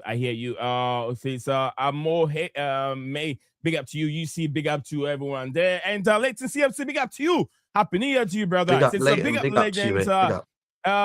It says they might change the model little. I have been told they were scared. Our old coach isn't going to keep quiet about the sporting directors, Igbaldi, and also investors want a bit of more experience in the team. Coming from top sources from Leighton CFC. Big up to you, Leighton CFC. And more from Verma Iswala. If I can remember, that was the name, Verma Iswala. He has changed the name. He has changed and he said Verma Iswala is what I used to say all the time. So that's the name. Big up to you, brother. He says, I think 433, Estavio and one of our Ganacho Gittins will start. That is from my man, my brother himself, always on this platform. Guys, don't forget to like if you're here. Don't forget to like and subscribe. We're very close to 10 and 20K. Yeah, I always say 10K. I forgot we've gone beyond that. We're close to 20K. So yeah, I noticed at the bottom it still says road to 10K. I was going to say it to you after the stream. Oh yeah, I gotta change it. Steven, you can do it. Change it there. Change it right there. I don't want to risk messing it up, so I'll leave it to you. No, you will mess it up. Just change the 1 to 2. Okay, but go to the what do you call the media aspect of it. The media, I think either the banner, and then you can change it right there. All right, so that's from Proper Chelsea. It says honestly. Would you want to change it to 20K? So just that one, take the 1 off and put it 20 there. Honestly, I'm not saying that I'm Liam out. Okay, Liam Rosenior out. I hope he does a good job. But we all know. I don't know, Dan. I don't know what you know. I don't know. If you say we all know that he won't be here till the end of the season, I don't know, Dan. I don't think so. He cannot be here and then all of a sudden next season starts and then they fall off. But maybe who knows? But if you say this, that he was not going to make it to the end of next season, then we'll say Dan caught it right from the beginning when he came in, that he was really spot on. Dan said this, that he was not going to make it to the end of the season. Let's wait. Time will tell. Maybe he might prove you wrong. So, yeah, it's one of those things where we can say, because we know that being a Chelsea manager is not that easy for every manager. And it's always on you where you have to perform. Every day produce results each and every day. It's not easy. So there's going to be a high possibility that he might not make it through the end next season. And we can say Dan was spot on. But there's a high possibility. If it's Carlo Ancelotti, we know we can say that he can be here by next season. But, thank you, Dan. Thank you. Okay. Dan's question is that Dan said question for the panel. Is it the panel? It says question for the panel. Where do you rate the squad out of 10? Where do you rate the squad out of 10? And I rate mine. Then I told you beginning of the season. Now, if you're talking about now, it's going to be different rating. Last season, beginning of the season, the rating was going to be a bit different. So I gave different rating. I gave 7. But now, if you look at now, the rating probably going to be 5 for me. But I know Dan and DJ and the others have their view on it. All right. It says Verma said, but we were so lucky. We were so lacking of midfielders at the moment, so I didn't know.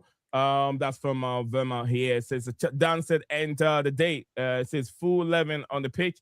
where do you rate them 10 out of 10 from Dan? My brother said Reece James can play anywhere, and he will. Okay, he'll be happy. 10 James wins us everything. Since if we have 10 outfield, Reece James he win wins everything. everything. All right, Proper said as I am asking, okay, be on a few YouTube channels today, and they rate him. So if they rate him, what do you stand on to rate him? It's not if they rate him, but what do you stand on to giving that rate? It's not about what someone said, Dan. It's about what you think. That's always my fight with you, Dan. It's not about what A and B said. It's about what you think and what you see to rate it. So I don't listen to other people rating to rate them the same way. No, maybe their thinking is different from my thinking. You get what I'm saying, Dan? All right. So I don't listen to what someone's saying and the rating. The person's not a footballer either. Probably he also analyzed the game just like I'm analyzing the game. And you want me to take his analysis on what he's rated? No, I don't do that. I won't do that. All right, smash the like button from Dan. Okay, guys, smash it. Blue Code and directors, #directors out, #BlueClouds Media out. Yeah, no problem. If I go, who's gonna present this show for you? Everything out. Me. There was a question. Yeah, I did attend to your question, DJ. All right, so I'm gonna throw the rest of the question to the fans. I'll start from my man up there, DJ. DJ Sub. What do you make of the whole shambolic performance, the Blue Coat situation, the fan protest, and where do you rate the current team? I know your rating is going to be different from what we did earlier on the season, right? Yeah. So, look, in terms of when we talked about the transfers, I gave our transfer window a very low percentage, but then at the same time, I'm then also looking at the team. See, the thing for me, how I was looking in the very beginning, right? When we won those 2 trophies last season, right, Nee, and everyone here, I thought Blueco, Clear Lake, and this whole ownership were then going to say, okay, we won 2 trophies, right?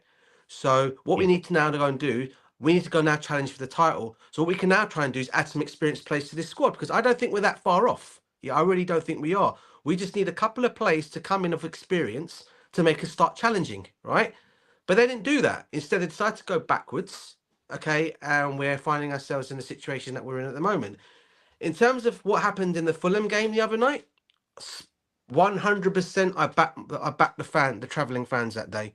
They made their voices heard loud and clear. Egbagdali, Baldy, whatever you want to call him, mate. Yeah, he did not like it. His face in that game was like thunder, and the fans came out. Man, I love the chant they sang as well in that game. I wish I was at that game because I'll be chanting along with them as well, yeah? What one? The F off, you're not wanted in? That one, and then the other one, they don't care about Chelsea, we don't care about them. They don't care about... Yeah, that one. I loved all those chants. It was we don't care. We don't care about Clear Lake. They don't care about us. All we care about is Chelsea. We don't care about. And then, as you just said, I can't. What are we hearing here? What are we hearing here? We got 3 people talking at the same time. Sorry, they all say we don't care. So what got me? Obviously, I won't repeat the other one. The only thing I say is obviously I've got my family around here, but I'll just say F off Barley. That was the other one. That was my favourite of the whole lot of them. Yeah, get out of that club. F off Barley. You're not wanted. That's exactly how I felt that day, and it's going to continue to be that way. And I really hope tomorrow, and I don't know when it's a bad one. Obviously, I don't want, and what I wanted to say is this: whoever fans are going to tomorrow's match, okay, I'll say this again, just take another banner with you. All you need to say is Clear Lake Blueco out, okay, but don't let it get down to the players don't have to get affected by this. As long as we're supporting our players, and listen, I'm going to support Rosenior because he's there and the manager. But play it out to them. It needs to be heard again and again and again and again, right? And I'm looking forward to that protest that's coming up, by the way, in the next couple of weeks. I think it's next week. I'm looking so forward to that protest. Are you going, DJ? Are you going? Yeah, I'm gonna get. If I'm fully fit and better, yeah, I'm gonna definitely go for that, right? And I'll see you there. I'll see you there. Yeah. Oh, it'd be great to catch up with you then, mate. And for me, look, it's been great. I mean, look, we are struggling at them. We are suffering at the moment as a football club. And when I'm hearing us getting bantered at the moment by rival fans, it's annoying and it's upsetting, because I'm hearing these Arsenal men talk too much as well. So for me, it has to stop now. We need to get this club back to where it belongs. And look, all I'm basically saying is this. No one's saying to them, they can't get him out of the football club, fine. But as you know, in that old laying of saying is, as they say, pressure makes diamonds, yeah? And at the end of the day, that pressure needs to be on them. And in order for them to do that, they're going to tarnish their image. Maybe they might decide to change change the model going forward. Because all we need is experienced players in this squad, in this team. That's all we said all along. We just want experienced players in this team, all right, to help this younger squad and make us go and start challenging again. That's all we're missing. But if they're not going to do that, then as I said it already, I'm not going to swear on I say, but say get out of my football club, mate. We'll get some other ownership that will come in and that want to take this on and make us back to where we want to go again. But in terms of the club, I'll always support my players. I'll back obviously every game we go into, I want us to win, and I'll back my manager. Okay, even though he's in now, I'm going to back him. All right, but it's the same old thing: win, lose or draw. Blueco out for me, 100%. Spot on said that's the DJs. Where do you stand on it, Yusuf? Blueco out. Whatever you want to say, we want to hear. You want to hear your grievance or whatever, the pain you're going through with these new owners. How do you feel? Do you think that the new owners have good intention, but intention is not the best? It's gonna struggle to whatever they have to come to flourishing. What do you think? Or do you think this intention is never gonna work at all? Yeah, I don't think. And why do you want them out? Work. I don't think they'll work. Like I've said many times on here, we need to put this pressure on the owners, not the players and the manager. Like DJ said, I'm gonna back the manager, back the players, like you have to. And like you, DJ, Mo, even Dan in the comments is saying he'll be there. I'll be there at the protest as well. I'll be voicing my frustrations as well. Like, this needs to be done because, like, even as well, like I've said about other solutions of getting these owners to listen. Obviously, I've talked about them on the other show. I'm not going to talk about them again, but like the away fans have been doing, get the banners out, voice your frustrations with the chants that we heard. Like, keep on doing that up until change is made, because if we don't do anything and we act like, oh, everything's okay, the owners aren't going to care. Yeah. So we need to keep voicing those frustrations, because if we don't do anything, this could get very south. And when I mean south, Chelsea Football Club could go even lower down the table, could get knocked out of these cup competitions, even knocked out of the Champions League as well, and we have nothing to fight for this season.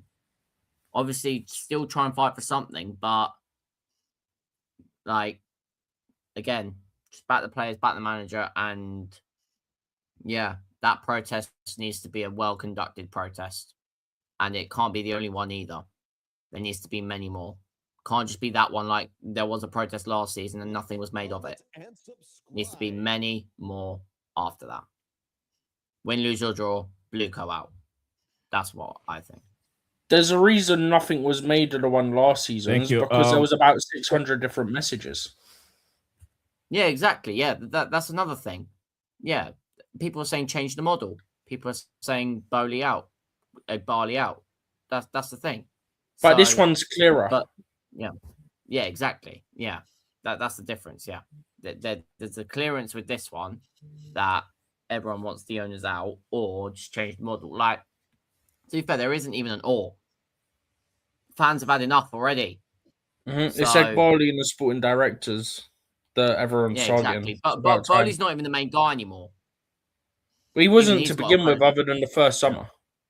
Yeah, even he's got a question mark around him because he's not completely innocent. But yeah, so yeah, it's mainly towards Barley and the sporting directors. But again, win, lose, or draw, Blueco out. Keep the same energy. Thank you very much, Ayusi. But Stephen will jump in, and we're going to try and wrap up here soon. We've been here for almost we got 1 minute to an hour and half an hour. An hour 30 minutes. I almost say an hour and half an hour. An hour and 30 minutes. Yeah, I should put it that way. All right, so Verma said, not experience, we need quality. Golf of our age. I don't give a of your age, I want quality. Okay. Okay, he want quality. I get it. In a nice way, right? In the nice way. Thank you very much, brother. Danny Boy said I got the ticket for. Don't want to hear this. Dan, I'm not reading that. Lying to me. You got ticket for. You got ticket for what? You got ticket for what, Dan? Very soon before the game, you're gonna get sick and give it to somebody. I know that. Danny Boy, reading that comment. He lied to me about ticket, Danny Boy. What? What age was signed Hazard? Was he 22? Was that 20? No, it should be more than that. 23, right? What year Hazard. or how old was he? Yeah, how old was Hazard when he came? I think he was 21 or 22. Yeah, he was young. And very worked, young, right? him. It was one of those young players that worked. Yeah, I can check quickly. Just like I was saying, I was saying something. Even those days, even during Abramovich, we were signing young players. So the young players was not just now. You get what I'm saying? Young players, signing young players was not just now, but we were blending with young 21 and experience. 21 years old. So he was very young. That's why he said he doesn't care about the age, but good players. And right, Dan said I got the ticket for Brentford and Arsenal game. Hopefully, Alan can get a ticket as well, so we can be there for the protest. Yeah. So Dan, you're going there not for protest, but not to watch the game, not to go and support the team win, but you're just going for protest. And when was the last time you even stepped at Stamford Bridge? Never in many years. Dan, to be fair, if he's going to the game or not, depending on the situation that he mentioned to us yesterday, I'd argue it's a bit different at the moment. Yeah, I didn't want to. I know about that situation. No, we know from behind the scenes. So I'm not getting into it. I'm just saying exactly. It's different. It's different. All right. Thank you very much on it. Let me wrap up on here. I'll quick, give him a pass on this one. What age is Hazard signed? What was that, Stephen? I'll give Dan a pass on this one if he isn't going. Okay. We signed Hazard, Oscar Williams when we won UCL with Mata. Yeah, they were very, very young at that time, and no one said anything because we still had the experience, and that's what the fans want to see. Proper Chelsea, I've got achievement. Hazard was 21 in last 3 days on new on 21. Yeah. Okay, my views. Okay. All right, Dan. We'll check it out. You're doing good, Dan. You're doing good. Dan, we'll look into that later. Yeah, proper Chelsea, Dan. We all fans have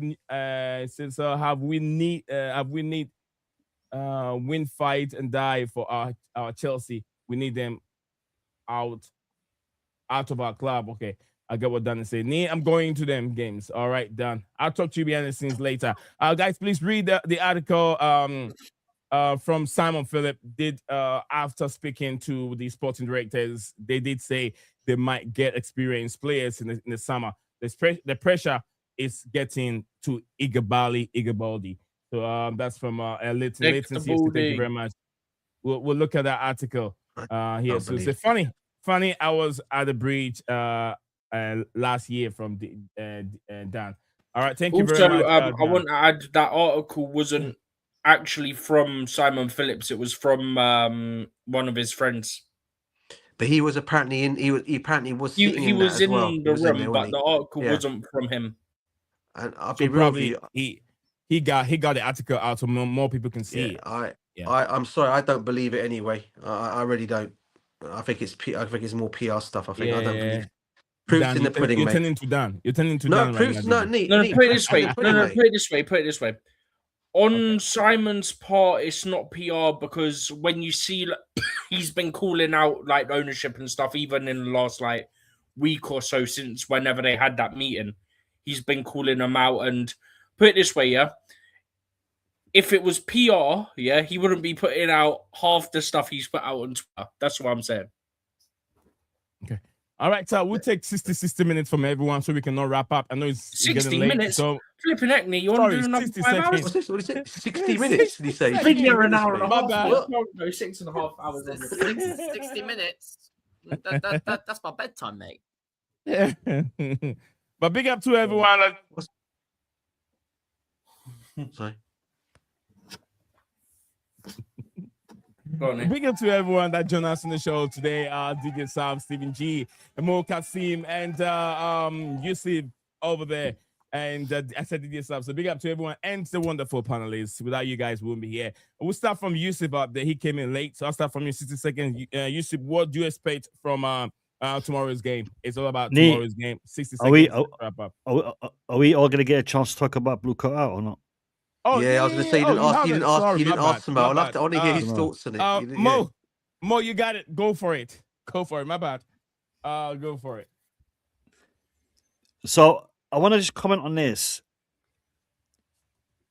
When we're talking about our desire and our objective, a lot of the fans are talking about, should we be calling for Blue Coat out, or should we be calling for the change of the model? Should we be calling for this? Should we be calling for that? All of these different aspects, they should be a result of our action. We should have one message. And that message is Blue Coat out. Okay? Now, if Iqbali then decides, okay, because of this pressure, I'm going to change the model. Because of this pressure, I might change certain parts of the model. I might do this, I might do that. That will be a result of our protest. That will be a result of our action. Now, we are calling for Blue Coat out. If that doesn't happen, but they listen and they change the model, they change the system, they change the way they do it, they're running the team, they start to implement more experienced players into the squad, they start to look at, not using the Brighton model, but going back to the Real Madrid model that we had under Roman Abramovich. If they start doing that, then that's a step forward. But if we start saying, no, I'm not asking for Blue Coat out, I'm asking for a change of the model, then we're already dividing ourselves. So we should not divide ourselves. We should all speak the same, or we should all use the same direction. And the direction is Blue Coat out. If there is other results that come from our protests, fantastic. As long as we are going all to be doing the same or asking for the same outcome, if we get something towards the outcome, then that's fine.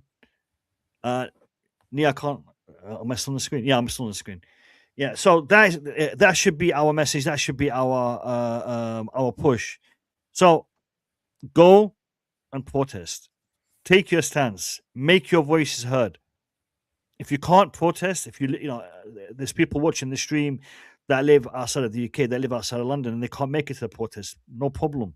You can still do your part. You can still make your voices heard. You can still use your social media accounts. You can still interact with different channels, different platforms, and make it known where you stand. And I'm not saying only Chelsea platforms. There's other platforms out there that are also giving a voice to Chelsea fans right now. There's Liverpool fans out there. There's Manchester United fans out there. Go and make it known that we do not want these guys around our club. That is our position, and that is the only position we have. Now, if change happens, if things improve, fantastic. End of the day, that's what we want. We want to see our club back on top, and that's what we want to achieve with these protests. But make sure we all have the same message, and that message, I will say it again, and I will say it again, and I will say it again: Blue Coat out. We don't want you guys anywhere near our club. You change, You change, we can work with that. But if you don't, we don't want you. We don't want you. Thank you very much on it. That's Mo Kasim of the Blue Lounge YouTube channel. Wherever you're watching us from, you can find him on YouTube. It goes right there by the name, or you can see it goes by Mo Kasim. The name of the channel is right there. You can hack me out. And you have UC Blue also here. UC Blue is also here with me. Same name. You can find him, UC Blue. Oh, okay. Well, he changed it to UC Blue. Okay, UC Chelsea Blue. It's also right there. And our friend here, what's his name? It goes by the name Basketball. Is he Brooke? How do you say No idea. Okay, I'll go by basketball. Said, can I join? My panelists can give me an answer on it. Wherever you're watching us from, it's only my panelists. I have 1, 2, 3. I got 4 panelists right now. I want to know if they say yes. I'll send a link there for a basket. But remember, if we can have you on without camera. So before you join, make sure your camera is set up right down the comment section. I barely put a screen there, but I want to see what you have, what you want to share with us. I'll drop the link there for you to join and your camera has to be on. If you're okay with that, that is fine. We're good with that. Thank you very much and for joining us on the show. If you're new, don't forget, I know a lot of you are new. You have already subscribed. We're very close. We're that close. Below, I think we're less than 1,000 to hit 20K. So if you're watching us here, don't forget to drop a like on it. Leighton says CFC, not PL. It says it's not PL. Says the reason is that we have lost games when we lead. Lack of experience, too many cards, lack of experience. Igabody, that's won Champions League. The high. It says the high gets experience. Center back, experience midfielders. So that's what we have here. Igabody is looking for some injection right there. Big Alan, big up to Big Alan. Big up, Al. Alan, Big up to you, my bro. brother. I say, so big up DJ South and DJ South, my boy. Alan, what about me, man? What about me, Alan? Really, you came to your brother's show, he didn't big me up. Okay, Alan, I'll block you. All right, Proper Chell said, big up, Alan. All right, Verma said the results need to change. Absolutely, I agree with you 100%. And Chelsea till I die. TV, big up to you, man. 67. Actually, 67 is my boy. Yeah, 67 is my son's football number. Yeah, his football number. So when see his back of the jersey, his football jersey, it's got on the helmet also. It's got 6'7". So I'm very, very familiar with 6'7". You know that one, isn't it? Hey, what does it mean? 6'7" mean? Someone help me out here. I don't know. I don't get it either. Basically, it was just some It was just some random kid that has just done it. Some random kid just did it, and then it just became a thing. I don't know why. But. Yeah, Bro, how easy life must be if you have like a TikTok or something. Yeah, you do one stupid thing, yeah, and all of a sudden you're making racks. I'm telling you. Yeah, exactly. Kids, it got to the point where the Prime Minister did it. Yeah, but he done it because he was with kids, and people would have complained if he didn't do it, and they'll complain that he did do it. He can't win. Trust me, my daughter continuously goes on and on about it. That's honestly, a joke what he just put there. 6'7", honestly. Was it? Oh, God. That's a joke what he just put there. He said Yusuf went to prison when he was younger. Oh, mate. All right. Being dumb. Okay. All right. Everything goes viral. Donald Trump dance. It went viral. Everyone was doing it. Football field, basketball field, soccer field, everyone was doing it. Even the cold palm, icy cold. The whole world, football fans were doing it. Soccer fans were doing it. Basketball, everyone was going icy cold. You get what I mean? So it's easy to trend when you do something that's a little bit different from what others are doing. You get what I mean? Maybe I should dress naked and come and sit over here and I'll go viral. Maybe if that's what it takes. What? What's that, knee? What did you just say, mate? I'm not repeating myself. I'm not radio doesn't repeat itself. I didn't want to yeah. You need to change the model. Yeah, I think we gotta change the model. We gotta go change the model. Bring in some experience in there. I agree with you. Big up to everyone, guys. If you haven't subscribed, do me a favor. Chelsea Tail, I die. Big up to you, man. Subscribe, and every day we'll be here. I'm trying to change the time a little bit. I used to do it 5 p.m. UK time. I've done it early, I think around 12 p.m. UK time before, and I've done it 10 before. You don't know which one really works. So it's just like you don't know when you're going to go viral. One video can hit, and then you can trigger the algorithm, and you'll be smiling everywhere. I've done it before. I got videos that are trending. I've got videos that are trending on TikTok and other platforms. But you don't know when. With live stream, sometimes it's very difficult compared to video. YouTube doesn't push the live streams like you do with the videos. But anything, I don't know. But time will tell. We're here. We will do it until we die. Say do it. That reminds me of it. I have something. He said do it, right? I'm going to praise this. Can I just say something on that, knee? Do it. Don't let your dreams be dreams. Yesterday you said tomorrow, so just do it. Make your dreams come true. Just do it.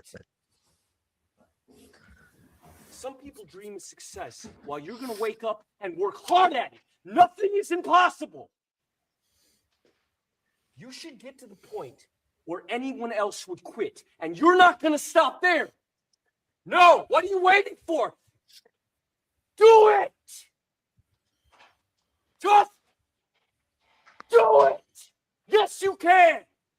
Just do it. Thank you very much. Do it. Starting over. Honestly, mate. Stop giving up. Yeah. Thank you very much for the message. All right. I just want to say this. Look, people in the chat, because you were talking about, when you should stream, what time you should stream, and consistency. Yeah. People in the chat, you guys have a lot of power. You don't realize how much power you have. Okay, now, and I'm not just talking about smashing the like button or hitting the subscribe and commenting. You all have mates.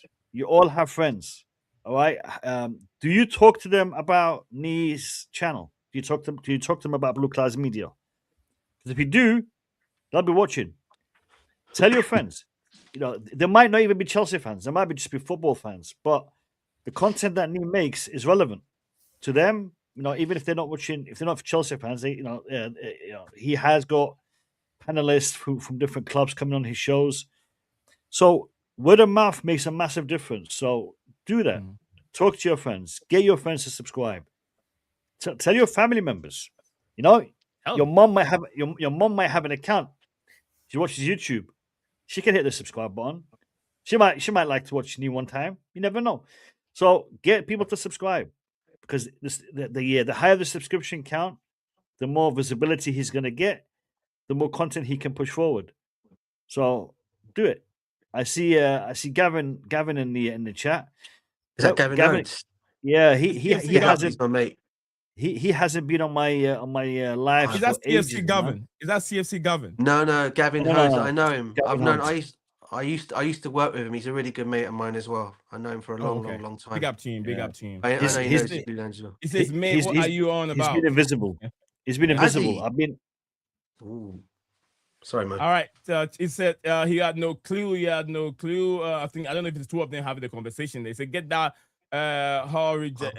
Get that what? Hall reject out. He's talking about Liam Rosenior. Oh no, come on. Let's support him, brother. Chelsea till I die. Let's support the brother.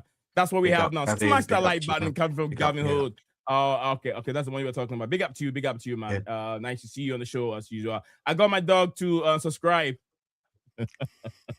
It's not bad. Get your dog. Get your dog to comment. Get your dog to comment in the chat when Mo, we have YouTube channels that are basically people create them for their dogs. Yesterday I was watching a video and the guy, I think he's reaching the guy created the account for his dog and the dog has reached 250k subscribers. 250k, and then he was tanking. The camera was on him like that. The lady was like, "We didn't want to tell people how grateful you are for reaching 200k," and the dog was like, and I was like, "It's kind of funny." So yeah, if he says he has his dog subscribed, maybe he has a channel for his dog, and then they subscribe for the use the dog account to subscribe. But it's all right. You know what I mean? It's all good, guys. I can tell. Okay, yeah. Thank you, guys. It's always I've seen a lot of new faces here. A lot of new faces today. Where did I have to go back to wherever I slept last night? I think when I was sleeping during 3 p.m., I fell off the bed. So I make sure every 3 p.m. I fall off the bed and then the good things will come back to me. So thank you very much. In Chelsea, got the traitor out of my club from him. Does Yusuf like Fryer FC from our friend here? What's the name? Is it Kez? Is it Oshot? No. I'll be honest, I have no idea what Freya FC is. Yusuf identifies as one. They say identifies as one. All right, but it's okay. There is nothing wrong with it. Why is there so much hate on Yusuf today, man? What's going on? Leave the man alone. Let him. No. He's just joking. He's just joking. He's just joking. Yusuf, do you know that person? He just put in the chat that I identify as a dog. You just know it's a joke. Living for great 15 years, a dog. All right, guys. Before we leave, I want to share this with you. Look, I love football, and it don't matter. I don't support Chelsea alone. I'll support football. I love watching great football. So I'm gonna share this. Usually, I was gonna make an unboxing for my jerseys that I have this season. This is this season's jerseys. and you'll be surprised what I have as a Chelsea fan. This is quality jerseys. This is not just printing. It's embroidering jerseys that I have. And guess what? Ala Madrid. Is that Real Madrid's kit? Yeah. Thank God. Thank God. If it was an Arsenal or Tottenham shirt, it's I not was going printed. to throw Oh, man. Imagine he went That's to the other real side, usually. It embroidery. was a Tottenham shirt. Imagine that. Ala Madrid. Ala If Madrid it was a is here. Tottenham shirt, especially, I would have thrown hands. Can someone tell me what this one is? Let's have a look. Garnacho. When Nick comes man. to, Argentina. When Nick comes to, Argentina and Garnacho as well. Boo Garnacho, man. Boo I'll be Garnacho. honest. No. Honestly, mate. No, We have to support him. He's playing for our club. What can we do? Manchester City. That's as bad. Erling Haaland. Yeah, Manchester City. Why Right there. do you That's have a embroidery. kit of the most corrupt team on the planet? Why would you buy that? I don't know. It's football. It's football. So yeah, we have Manchester City here embroidering. It's not printed, quality material over here with me. I got one more here. Can someone tell me what is it? Italy. A Chelsea shirt. It's an Italian team. Napoli. Napoli. Oh yeah, I saw the thing Oh on no, there. it's Napoli. It's Napoli. Yeah, Napoli. And we got tell more me you got Nice, Diego nice. Maradona on the back of that one. Newcastle. I don't think there's a. No, I don't think Maradona is behind it. I don't know. Does it? I don't know. Do they have one with Maradona behind it? They should be have able to this because here. he's one of the players. Is that Newcastle with Alan Shearer's name at the back of it? Yeah. Newcastle United. Yeah. Quality. Nah, yeah. Why is it only Garnacho gets his name printed on the back Do you know of the what I shirt? mean? Man? Oh, relax. We all know the reason, Mo. We all know the Mo, reason. he loves Garnacho, bro. Relax. He loves all right, Garnacho. all right. That's more like it. Okay. That's more Oh, like it. okay. He's made up That's for it. He's more made like up it. for it. Esteban, He's made up more for it. like it, man. Relax. Come on, people. Relax. We got more to go. Like, we got more to what's go. it called? Knee. Oh yeah, that's before more you go like on it to as the- well. Oh, Cole Palmer, okay, man. okay. Now we're talking. Is that England? Is that England or is that Chelsea? Oh, that's Chelsea test. That's Okay, the okay. white one, you know, with the thing down the middle. Yeah. The white one. Right there. Yeah. So, yeah. No, but what's it called? Knee. Before you go on to the next one, Okay. that What do you want to Garnacho say? one. Yeah. But before you go on to the next one, that Garnacho shirt. I'll be honest, Yeah. that's nearly as bad as me buying the Aubameyang shirt of about 3 years ago. Oh Come my on. god. Come on, man. Garnacho hasn't done anything close to what Aubameyang has done. Come on, man, brother. Come on. Nah, Aubameyang. Oh yeah, he's in terms of that, Aubameyang way over Garnacho, man. Can someone guess what this is? Any guess? Menu. Not Menu. Is that Menu? No. Can you guys guess? Guess. I'm gonna say it's not Bayern Munich, is it? Steven, guess. It's Who not can Man guess? United. Stefano. Guess. Who can guess? Man United? Wait, show it again. I wasn't looking. Gotta be Man United. Is it Man United? Is that That's Bayern No, that's Man United. Leverkusen. Leverkusen?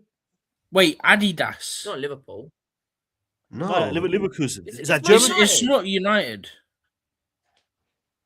Wait, what? I thought they have Adidas. No. All right. Okay. People. I mean, okay. Forest? Shit. No, Forest. People in the comments. What do you think Look it is at in the the comments, colour. No, it's people? not What shirt do you Forest. think that is Colour. in the comments? It's not United is it- because their one has white stripes. Let's have a look. Who's that? Shut up again. The comment. Who's Shut that? you. I'm just trying to. I know that one. I know that one. What? It's Egypt. What? Egypt. Okay, I'm listening. Egypt. Mohamed Salah. It's actually no. Egypt. I'll help you out. It's no. There's no countries here. It's all club. Ah. It's all club. And it's a popular club. Popular club. Premier League. Premier League? Let me help. Premier League. Yeah, Man United. It's not More United. you're have right. white More you're stripes. right. More you're right. And then you change your mind. That's Man United. I said it like the first. Oh, Wait, guess. Don't they have white stripes? Who was it, Mo? Who was it? Oh, Man United. Man. I swear they I got was white right. stripes. Oh man, why? Yeah, you were right. Oh, You were right. what? Second, you were right. I know you were right. I just want to hear everyone's if they are really sure of what they say. This is Man United.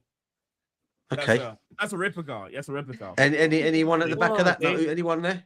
Is that it's last not season's printed. Oh, kit? Or is embroidered. it this season? Yeah. That's That Man must be United. last season's kit. No, it's not last season. No, last season was white stripes. Yeah. Was it still? I thought white was it stripes still was this year. Singapore? I don't know. I thought it was. All right. I just knew it was Man United, but that's Liverpool. All right, that's true. Liverpool. Yeah. All right. That looks bad that I got that really quickly. That's not good. Now, oh no. Banter Arsenal FC, Get off the Banter screen. Arsenal FC. Take that off the screen, man. My eyes are starting to bleed. Arsenal FC, Eyes are man. starting to bleed. Take it off the Get screen, out. man. I can't look at the screen, man.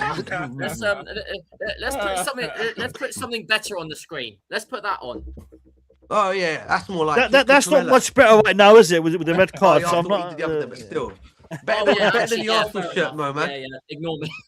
I mean, Ignore me. AC Milan. AC Milan. Yeah, AC Milan. AC Milan. I got that kit, by the way. That's a beautiful kit, man. That's a beautiful kit. That's a nice All kit. right. Still got more to go. We still got more to go. Juventus. Oh, I love that one. I love that one. Yeah, that's my second team. That's my second team. Nee, do you want to guess the? Do you want to guess this one? What do you got? I guess. Do you want to guess this one? Guess this one. Romania. I'm covering the badge. Romania, right? Romania. I saw it. Who have you got? Who have you got the back of it, mate? Any? Is it Hadji? You got Hadji at the back of there. Oh yeah? no, Hadji? no one. No one. Okay. Do you know? Question for you lot. Question for you lot. Who was the best Romanian player to play for Chelsea? Bayern Munich. Yep. Sorry, what was that? Dan Petrescu. Dan Petrescu. Yeah. Spot on. Dan Petrescu, man, by far. What's a right back? My boy, What's a right back? Best right back, hon. Dan Petrescu. Yeah, you should. No, he said the best right back. He was very good back in the day. Did you say the best right back, Mo? No, I said the best Romanian to play for Chelsea. Oh, best Romanian to play for Chelsea. Dan Petrescu. No, that's how we call it. Did you Barcelona? Did you see what? I think it's Lamisha. What's his name? Said Lamisha Musonda. Lamisha. Yeah. I mean, Bayern Munich, because you got the scarf as well. Yeah, that scarf. And I got a scarf of Real Madrid, and the other one is right there. You probably shouldn't have got the. You probably shouldn't have got the Barca shirt. We beat them this season. I got it a bit late. Very, very good material. And Yusuf, imagine he got the Barca shirt and he had Yamal at the back of it, mate. And Esteban completely outshone him in that game, mate, by far. Nee. I know who I'd rather have, Esteban. 100%. That's where. What do you guys? Now I'm gonna ask you guys. What do you make of all these jerseys?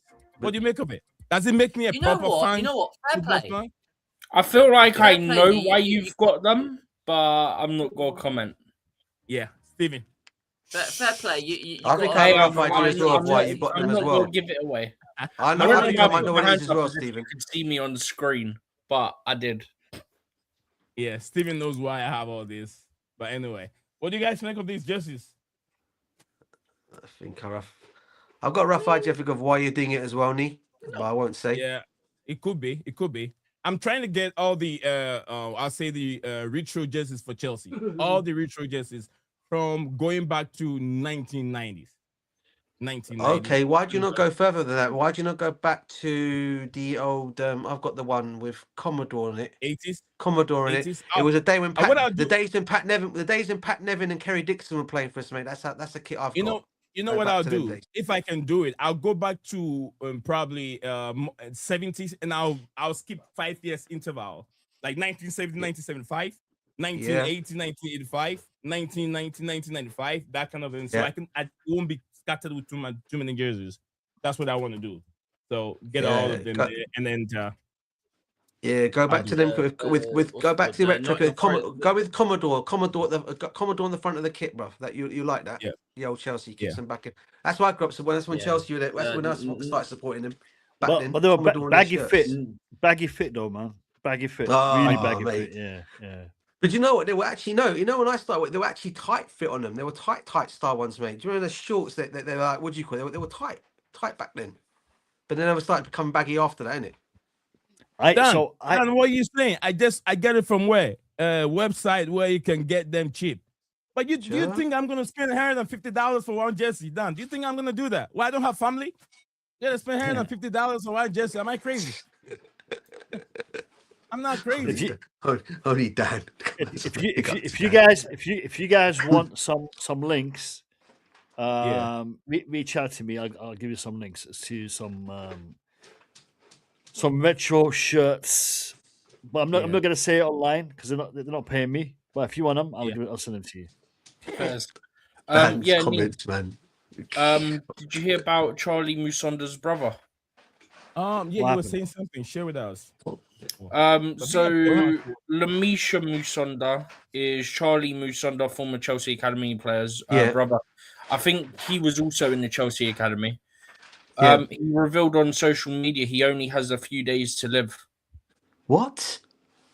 Yeah, he posted, as I realized that I have only a few days left, I also realized that I've had so many people by my side. Oh, man. I'll cherish these memories forever. Life's hard, but the view's beautiful. And then there was another long bit about life's made of ups and downs. No one can truly understand the pain you're going through. Past 2 years have been particularly difficult and trying for him. With great sadness that he announces that he's struggling to regain health, which explains absence from social media. Had to face facts that health is critical and now fighting to survive. Helps and prayers would be of great comfort to him during this time. Family and him are fighting and won't give up till his last breath. As you can see, I've been lucky enough to live such a beautiful youth, and I still have so much to offer, but there are so many wonderful people that I would have loved to thank in person. The fact that I might not get the chance breaks my heart. Well, he's only be young as well, man. Didn't all three brothers come to the academy, didn't they? They've had the worst luck ever, man. They've had the worst luck ever. They have. I thought all three of them. His brother, he came along with two of his other brothers came, didn't they? So you had Charlie Musonda, then you had his brother, the one you just talked, and another one came. Wasn't there three of them in total? I don't know. I know there was the three Hazard brothers. I don't know how many Musondas. Was it two Musonda brothers? I can't. I know. I think two Musondas and three Hazards. I think. Yeah, because all the Hazard brothers came to us, didn't they? Yeah. We have the Hazard, Musonda, and who? Oh no, he has got another brother. He's got a third brother. They all came. I thought they all came. He's got a brother. Togan Hazard. Togan Hazard. No, Charlie Musonda. No, this one. This says Tika and Charlie. Tika and Charlie. Okay. Yeah, Dan. I remember yesterday when you guys were doing the show, you were trying to mention one guy's name. I think it is Lucas Piazon. If you can remember. Yes, Lucas Piazon. Yeah, I remember him. He never kicked a ball. Yeah, I remember him. He played just one game. It wasn't a Premier League game. I think it was a championship. I mean, FA Cup game. Yeah. It was him and Nathan. Nathan was another one that we had there as well. I don't think he hardly had a kicker. I think he only had Nathan, the Brazilian. Yeah. Nathan. Yeah. That we had. Yeah, Nathan. Yeah. Proper Chess Dan say where you got 8%. He's been watching too many Hussein YouTube. Who? What? Someone said best kit 05 away. 05. Long sleeves for me. I'll look at that Jesse 05. I'll look at it. And then by the way, the other thing I would say, I think someone said earlier, might have been Mo that said about the red cards thing, right? I think the only season we had more, I think it was 07-08, if I'm not mistaken, where we had like one more red card than what we've currently got. So 06-08, we got more red cards that season. No, it was 07-08, I think. 07. What about? Did we not also have red cards? I know we went in Jose's first season at Chelsea as well. Yeah, but the season we got now is our second most. Yeah. I want you guys to check something, and I'm 99.9% sure I'm right on this one. I could be wrong, so please check. But two of our best defenders or defensive players in recent history undoubtedly have been N'Golo Kante and Rudiger. Now, I don't think Two of our either what, sorry? one. Sorry? Two of our best what? Two of our best defending players has Okay. been Rudiger in defense and N'Golo Kante in midfield. And if I'm not mistaken, neither one of them actually got a red card playing for Chelsea. So No, Rudiger that just should- got everybody red cards. sorry, Rudiger just got got everybody red cards. but he never got a red card, did he? Yeah. I'm not sure that Rudiger got a red card. I don't Yeah, recall Rudiger getting one, No. or at least not in He the got- Premier League. Yeah. So Yeah. playing for Chelsea, he got booked. You know, he's got his fair share of yellow cards. But I don't Yeah. think neither Kante or Rudiger ever got sent off for Chelsea, even though they were very aggressive, very assertive. They never shied away from a tackle. I think the first time Kante got a red card was in the Saudi League the other day. Yeah. I don't think he's ever got one in his Wow. career. I think he got one when he first went Saudi. Yeah, did he? No, I think I he feel got like he had one really early in Saudi. I'm just trying to think of regardless. I don't recall him ever getting one for Yeah. us. Yeah. You'd be Yeah, correct. Rudiger didn't get This it. is what I'm trying to say. You can be a very, very good defender, Mhm. very good defensive Yeah. midfielder in But the very Premier League disciplined. at that level without getting a red card. You Yeah. can. Yeah. It can be That done. kind and of- it has been I done. don't remember seeing Ferdinand, real Ferdinand, going off because of red cards. I don't see And the other many. one, and the other one of us that we had who was very good. I know he was here for whatever. Didn't Claude Makelele not get a red card either? McLeary, I don't remember. Let me see. I No don't remember him idea. getting a red card. I don't remember or recall him getting a red card. or anything. McLeary, DJ McLeary was a masterclass, man. He was. Yeah, he was second none Do in do it. you know what? The way that he played in that He midfield. never Yeah. received a red card And another one, mean, Mo, during his Didier time. at Chelsea. Deschamps. I think he was another one who never Oh, got a he red card didn't. He for us wasn't there either. for long, Deschamps, DJ. Deschamps, Deschamps wasn't there for long. I think they He wasn't Yeah, I there was for thinking, long. was He he just get a passed red through. card though? One season, I think. Was it one season Deschamps was Oh. here for? Yeah, I think it was Yeah. maybe Do you- one season. Guys, Yeah. I got a question for you. Do you guys regard Emmanuel Petit as one of the Chelsea's greats? No. I don't. No, not when he I- came to Chelsea. He was only at He Arsenal and sees himself Barcelona. He as was an good. Arsenal fan than Chelsea. Yeah, of Yeah, course he he sees would do. himself as He Arsenal played fan, for more doesn't he? games to them. But good player, fantastic player, very- but not a Chelsea great. No. I mean, I think Patrick Vieira made him look good in that midfield. Let's be real, didn't he? For Arsenal. Emmanuel I mean, I Petit don't did think not play he was midfield. He was a good. defender. No, No, no, Petit but, was no, a Patrick centre. No. Vieira. Patrick Vieira for Okay, Arsenal. okay. He made him look Petit- good in that mid because don't forget Petit- they were the two in Petit- midfield, weren't they? Petit midfielder. Yeah. Petit Yeah, midfielder. Yeah, with yeah, Patrick Vieira, wasn't he? Yeah. Oh, Even you for said- France, Vieira No, carried you him. said Petit was a Yeah. midfielder. No, he was a defender. Who? Petit Emmanuel Patrick midfielder. Vieira? No, Patrick Petit. Vieira was a No. holding midfielder, number 4. He was a midfielder, me. No, I'm talking. No, we're not talking about Vieira. Petit, Emmanuel Petit. No, Petit, Petit was the midfielder. midfielder. He was his Yeah, they were yeah. midfield Was he? partners for Yeah, Arsenal yeah, and yeah. for France.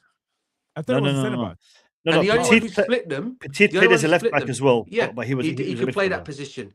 And the only one who split them up was Oh, Claude Makelele for the France team Yeah, because he was Vanna. better than for me. He was. Oh, he used to hit on Poyet. Oh, All Poyet. the legends are God. coming through, man. They're coming All on. the aren't they? legends are Poyet. coming That through, does man. Poyet. Poyet.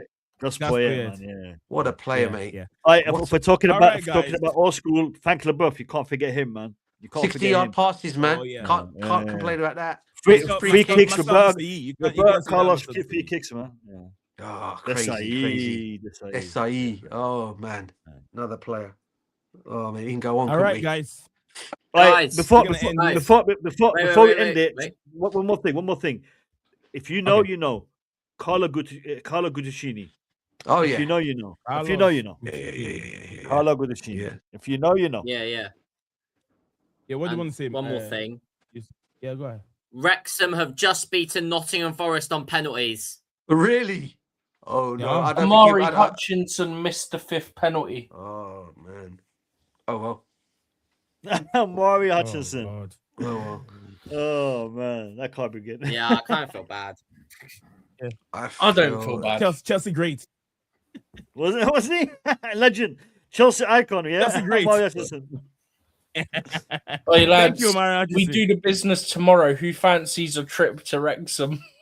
Oh, mate. Goy, yeah.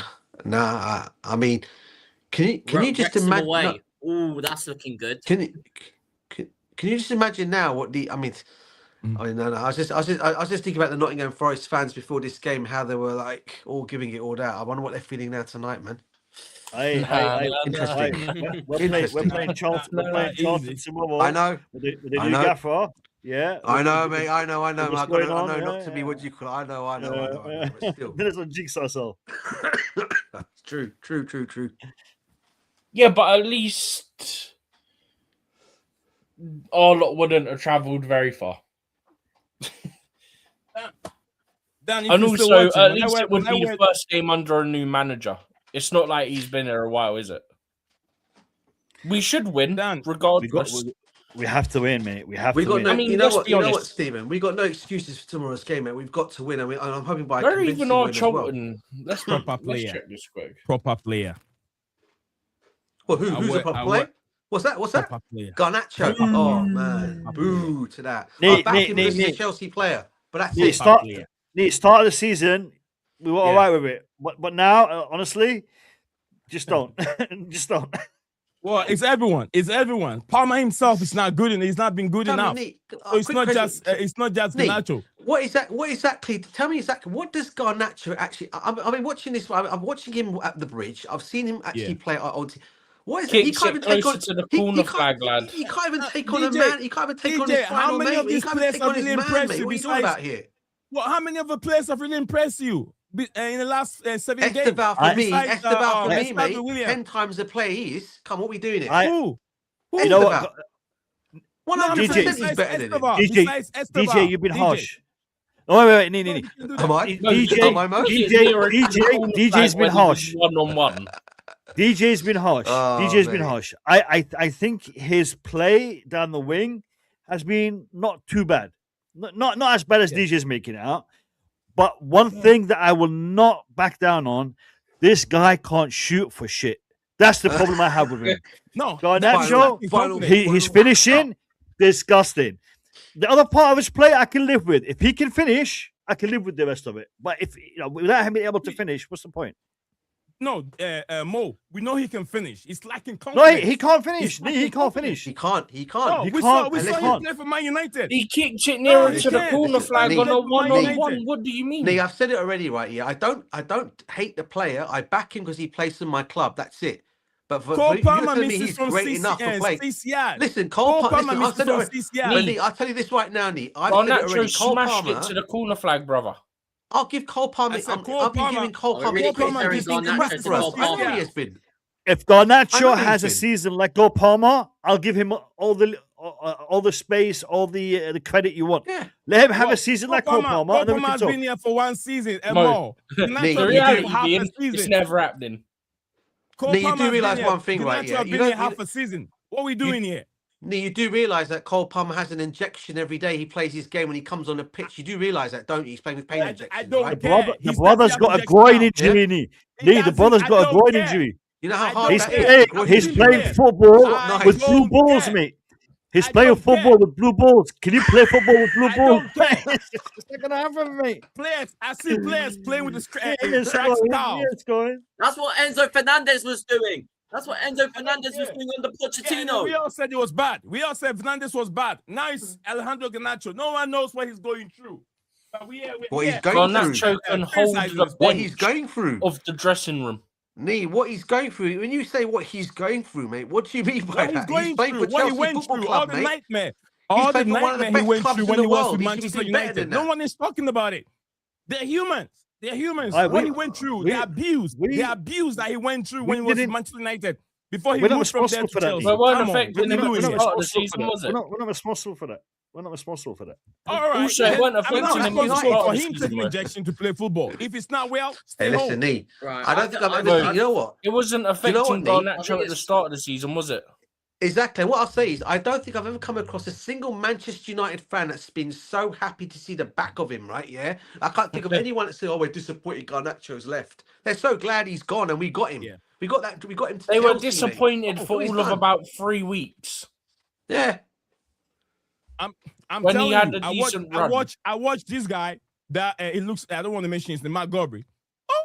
I don't want to mention his name. Drops the name. And he mentioned he was upset that he was moving to Chelsea. He was upset. I don't want to mention. He was upset. He was moving to Chelsea. Was he? Oh Really? yeah, he plays us and then he scored a goal. Have you heard his what? Have you seen his watch-alongs when he's watching Chelsea's games play? Do you know what? Yeah, This he pressure does on all that, Garnacho. This pressure on Garnacho is about to get relieved. Do you know how? Do you know how? How's that? Mudryk is coming back. Brilliant. Even better. Excellent. Bring back Mudryk, man. Do you know what? Watch out, I Garnacho take scores Mudryk tomorrow. over Gittins, you know? Like, real talk. What's that? Sorry, was that? Sorry, Stephen? He needs time. He needs time. He hasn't played for a while. He needs a lot of time. No, he needs time. I think he said, But also, if it take gets Mudryk over reduced to Gittins. 12 months, he'll be able to come back immediately. If it gets reduced to 18 months, then he'll be able to train from March or April because you get like a 3-4 month grace period to train. Right. Hey, listen. The worst listen, case, he'll be ready for a loan in the summer. Well, I hope he can come back because there was talk in it that there's a possibility. I mean, I don't know who was saying he could be coming back January. There's rumours that we're going to find out around the 17th of January what's happening. Garnacho, Gittins, Mudryk. What's our brother here say? He says Garnacho. What is it? I don't know what sticker thing Garnacho it is. Gittins, like Mudryk. crying, I Sad. think. That's a sad face. That is. He doesn't want any of them. None of them. Let's put Sterling in there as well. It says, let's not put Sterling there. No. He's going this January, mate. Natalia, big up to you, Natalia. It says we got scum. You just laughing. You know the worst thing of all this, guys, right? Yeah, my guy. Right, we had a chance, to go and get one of the best left wingers around in Kvaratskhelia, right? And these man let that go away, and he wanted to come to Chelsea as well. That was the worst thing of all. He wanted to come to Chelsea, and we let him go for Garnacho. Yeah, I mean, what are we doing here? You're talking about saying what we're doing here, mate. Kvaratskhelia, mate. Bring this guy to the football club here. That'd be doing better for us, man. Let me do that right now. DJ, let me ask you this. Wait. Let me ask this. Yeah. The money we spent on Garnacho and Gittins combined. Yeah. Okay. And the contracts combined. Yeah. Would that have given us Victor Osimhen or not? 100% it would have. I don't want Smith. I don't want Smith. 100. This is what I'm talking about in regards to investment. Right now, we have bought Delap. All right, we have bought João Pedro, we have bought Gittins, and we have bought what's his name? I just mentioned him, Garnacho. Those transfers, those 4 players, we could have bought 2 players for those positions instead of buying those 4, and we would be in a better position than we are in today. Exactly. I think now we can say that. Wait. At this moment, we can say that. We paid money to get rid of Sancho because of the agreement we had with Manchester United. I think we were too quick to judge on Sancho. My opinion. You may disagree. I think Sancho, there's a really good player there. If we were managing him right, we'd benefit from him. I think what we've done with Nkunku. Nkunku wasn't given the game time. Nkunku was injured a lot, all right, but we didn't manage him well. I think there's a player in there that we could have utilized. I think Madueke, that sale, I think we should try hard to keep him. My opinion. No. So I think you have the Madueke one. I can't. Well, that's why I said my opinion. Everyone has theirs. My concern is this. I think the way we are handling the transfers is purely for that dollar. Purely for 100%. That dollar. For profit, If we look at performances, if we look at achievements on the pitch, we would have a different squad today than we have right now.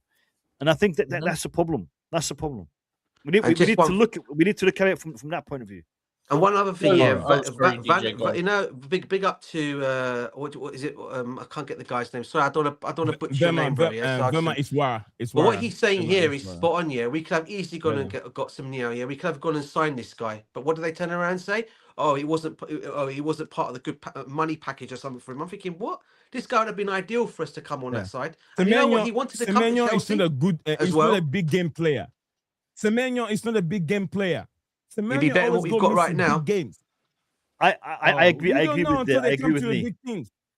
I agree with Lee. I don't think Chelsea didn't try and get Desiree Doué from what I remember. Semenyo is a similar profile to what we have. I think Semenyo is a good player, but a similar profile to what we already have. I think we need to get that extra step Semenyo up. always. No. You know what, man? But what he's saying is, I agree with you on that one, man. But I just think he's got a little bit more. I think he's better. Yeah. Then Garnacho, Gittins, and leave my boy names alone. Leave my boy name alone. 100%. He's better than both of them. Your boy 100%. Garnacho, mate. Yeah. Look at Yusuf. Look at Yusuf too. 100%. All I'm saying, is if Garnacho ends up going in the summer knee, don't be too upset because Quender's meant to be top quality. Well, we don't see. You can't say that, Stephen, until he comes to play in Premier League. Amorim was one of the best managers in the world until he came to the Premier League. You'll be exposed. We spoke about this. Exposed when it comes to Premier League. A lot of the players. And if you want to believe the PR, if you want to believe the PR, Portuguese league, Amorim. Amorim, one of the best managers in the world before he came to the Premier League. And if you want to believe the PR that's now coming out, apparently we're looking at what's his name? That's the Portuguese winger from my Portuguese boy from AC Milan, Rafael Leao. Now apparently we're looking at him for PR. Yeah, bro, we're in for him every year. Yeah, you think I'm believing that? Come on. No, I don't believe him either. And another one, Yildiz we're with as well. A lot of what happened that come from the Portuguese league, with the few exceptions like a Cucurella and that. Yeah, the majority of them, I think, actually do adapt quite well to the Premier League historically, and we've spoken about it before. Yeah. Mo, what are you saying? I got a question. I got a question for Nee. So we started the stream with Nee sitting upright with his sport jacket, looking smart and sharp. What happened? When did this happen? Fan forum. This is a fan forum. We're wrapping How up. many scarves you got? How many scarves you got? Downhill. We're wrapping you know up. The worst thing of all is, Mo, on those scarves he's got on there, he doesn't have the Chelsea scarf on him, man. That's not good. AC Milan, I see Real Madrid, I see Bayern Munich. Are they your team? Oh, now look at this. Now you That's a mouse thing. That's not a mouse pad. That's a face covering. That's my mouse pad. So now I'll show you, Chelsea. Let me show you this. Let me show you this. So actually, this is made out of pure sand. This is pure sand. That's so cool. Yeah, that's it. So I represent. This is Moroccan sand from Morocco. So that's as they have won today against Cameroon 2-0, Dima Maghreb and big up Chelsea. Yeah, big up. Yeah. And then I use this. I drink blue. That shows every morning I drink blue. That's why when I go something, I go got crazy. that same mug. I got the same mug. Blue. Yeah. Has to be done, mate. Has to be done. Yeah. So I got them here. I got Chelsea here. I got my flags. I took it away. I've been using the flags. It's got Chelsea flags, properly made from the. Where's your Champions League trophy, Nee? Didn't you have one of those? Or the Premiership I got the original one, the bigger one. Original one is there. I got this one. They also the replica one, but it's very huge for fans. It's very huge. It's about maybe 3 feet tall. 3 feet. Wow. I don't mean 3 inches. 3 feet tall. You need the Chelsea fans, everyone to hold it to stay up. It's very tall. So this one is just stays in the studio. I have to bounce. Ready to hop off. Yeah. I was going to say I need to bounce as well. I just want to say one thing. I just want to say one thing before I leave. So Sunday night on the Blue Lounge this weekend, we have got the return of some old school panelists. Some of the OGs on the Blue Lounge. I'm not going to tell you who they are yet. Nee knows. I'm not going to tell you who they are yet. I know one of them is. Yeah. Don't let it cut out of the box. You know both of them. You know both. Do I know both of them? You know both of them. So they are making a return. All right. So make sure you guys are tuning in on Sunday night at 10 p.m. on the Blue Lounge. Nee's going to be there. I'm going to be there, and some of the OGs are going to be there. So make sure you guys tune in. Make sure you guys tune in. All right. With further ado, I want to say thank you all for coming on, especially the wonderful viewers and the guests, and also the wonderful panelists. Let me get this thing off their face. Dig yourself, Mo Kasim, and Yusuf, and my co-pilot himself, the one and only Stephen G. Thank you all for coming on, making today's night a show wonderful. I barely make streams in the evening like that, but then I'll see in the future if I can do more once in a while. I'm gonna try all the hours. Excellent. I'll be up sometimes. I'm gonna try and be up like 4 a.m. and do a couple streams and see how it works. I'm just doing what do you call experimentation and see. Because sometimes you can't go with what analytics tells you alone that this specific time. That's why I've been streaming for 12 UK time, 5 p.m., 12 p.m. my time, and UK 5. So I'm going to try and then sacrifice and see midnight, middle of the night, 4 a.m. or maybe 12 a.m. I can get something out. So, but thank you all. Vanna, big up to you, my brother. Thank you for coming on. As usual, it's been a while. Probably my streaming time doesn't favor you. And my friend over here, also Natalie Haywood. Thank you very much. I think give PSG gone actually. But yeah, I was going to ask this. Anyone can just jump in within last few seconds. Steven, why do you think that the PSG manager Luis Enrique doesn't want to sign a new contract with PSG? If they got all that world class players and everything, why is he not refusing to sign a new contract? Don't worry, Nee. If that stuff's true, they'll do what they done with Mbappe and hold him hostage one way or another. There's one other news that came out that you guys didn't know. I don't know if you've seen it, but I thought it can't be make up because I was just looking around. It looks like a lot of people reported it, but apparently Ousmane Dembele is it Ousmane? He's not signing a new contract either with them. By the way, but when's his run out is the question. I think it's coming up. Coming up at the end of the season or end of next season. Surely not this season. Surely. No, I think it's next season. That's what I'm saying, end of next season. 27. So he doesn't want to sign a new one either. So it's interesting to see that both don't want to sign. I wonder why. Why. Can someone help me understand these comments? Because I'm trying to understand the viewers. It's noon stream. Do noon streams. Hong Kong time. Hong Kong time. Streamers or noon. HK time. Hong Kong time. Okay. Yeah. What is Hong Kong time? Can you help me? What's the time right now? I want to see because I'm trying to. I can't remember. I know. Wait, Hong Kong. It's like 7 hours ahead of us. So I'll be let me see if I can get it. it. Hong Kong time in Hong Kong. It's like 6 hours ahead, maybe. Yeah, something like that. Yeah, I want to see how many hours ahead of me. So because look, I'm trying to create streams. I'm trying to create content for Africans, Europeans, and then South Americans and everywhere. So it becomes very difficult. That's why sometimes I have to create videos also. Videos so it goes to almost everyone. So it's basically saying here, it's 6:31 in the morning there, January. It's already Saturday, January the 10th. So it's like 8 hours. In the morning then. 8 hours, yeah. 8 hours, okay. I'll see what I can do. It's not going to be easy, but I'll try. Unless I do, if I have to come online, then an hour, every 5 hours, I'm doing an hour stream. Every 5 hours to catch everyone, to probably be there for everyone. And it's not going to be easy. But in the future, I got things planned, which once the time is up, I'll let you guys all know what I'm going to do in the future. Yes. This is a great indicator of what I told you the other day. Stream when it's good for you, because there is people who are going to be watching all over the world at different times. Right. Well, look at someone's at Hong Kong. Yeah. So he's watching at 6:30 in the morning. He's probably having breakfast right now, watching us talking Chelsea. So there's always going to be people at whatever time you post. I started posting videos around 12 o'clock at night, and I never thought they'll be getting views. But 12 o'clock at night videos seem to be doing better than my videos that I'm posting 9, 8 in the evening UK time. So just post when it's good for you. Now, in regards to streams, just let us know, and if we're available, we're available. When it's a good time for you, do it. And there'll be people watching, and those who can't get it live, they'll probably watch it afterwards. I know a lot of my viewers who don't see my streams live will come back and watch it the following day. So, do what's good for you, brother. Yeah. Yeah, thank you. You still doing your videos from your car mode? No, I've stopped that. I've done that for ages. I think the last one I did was a couple of years ago.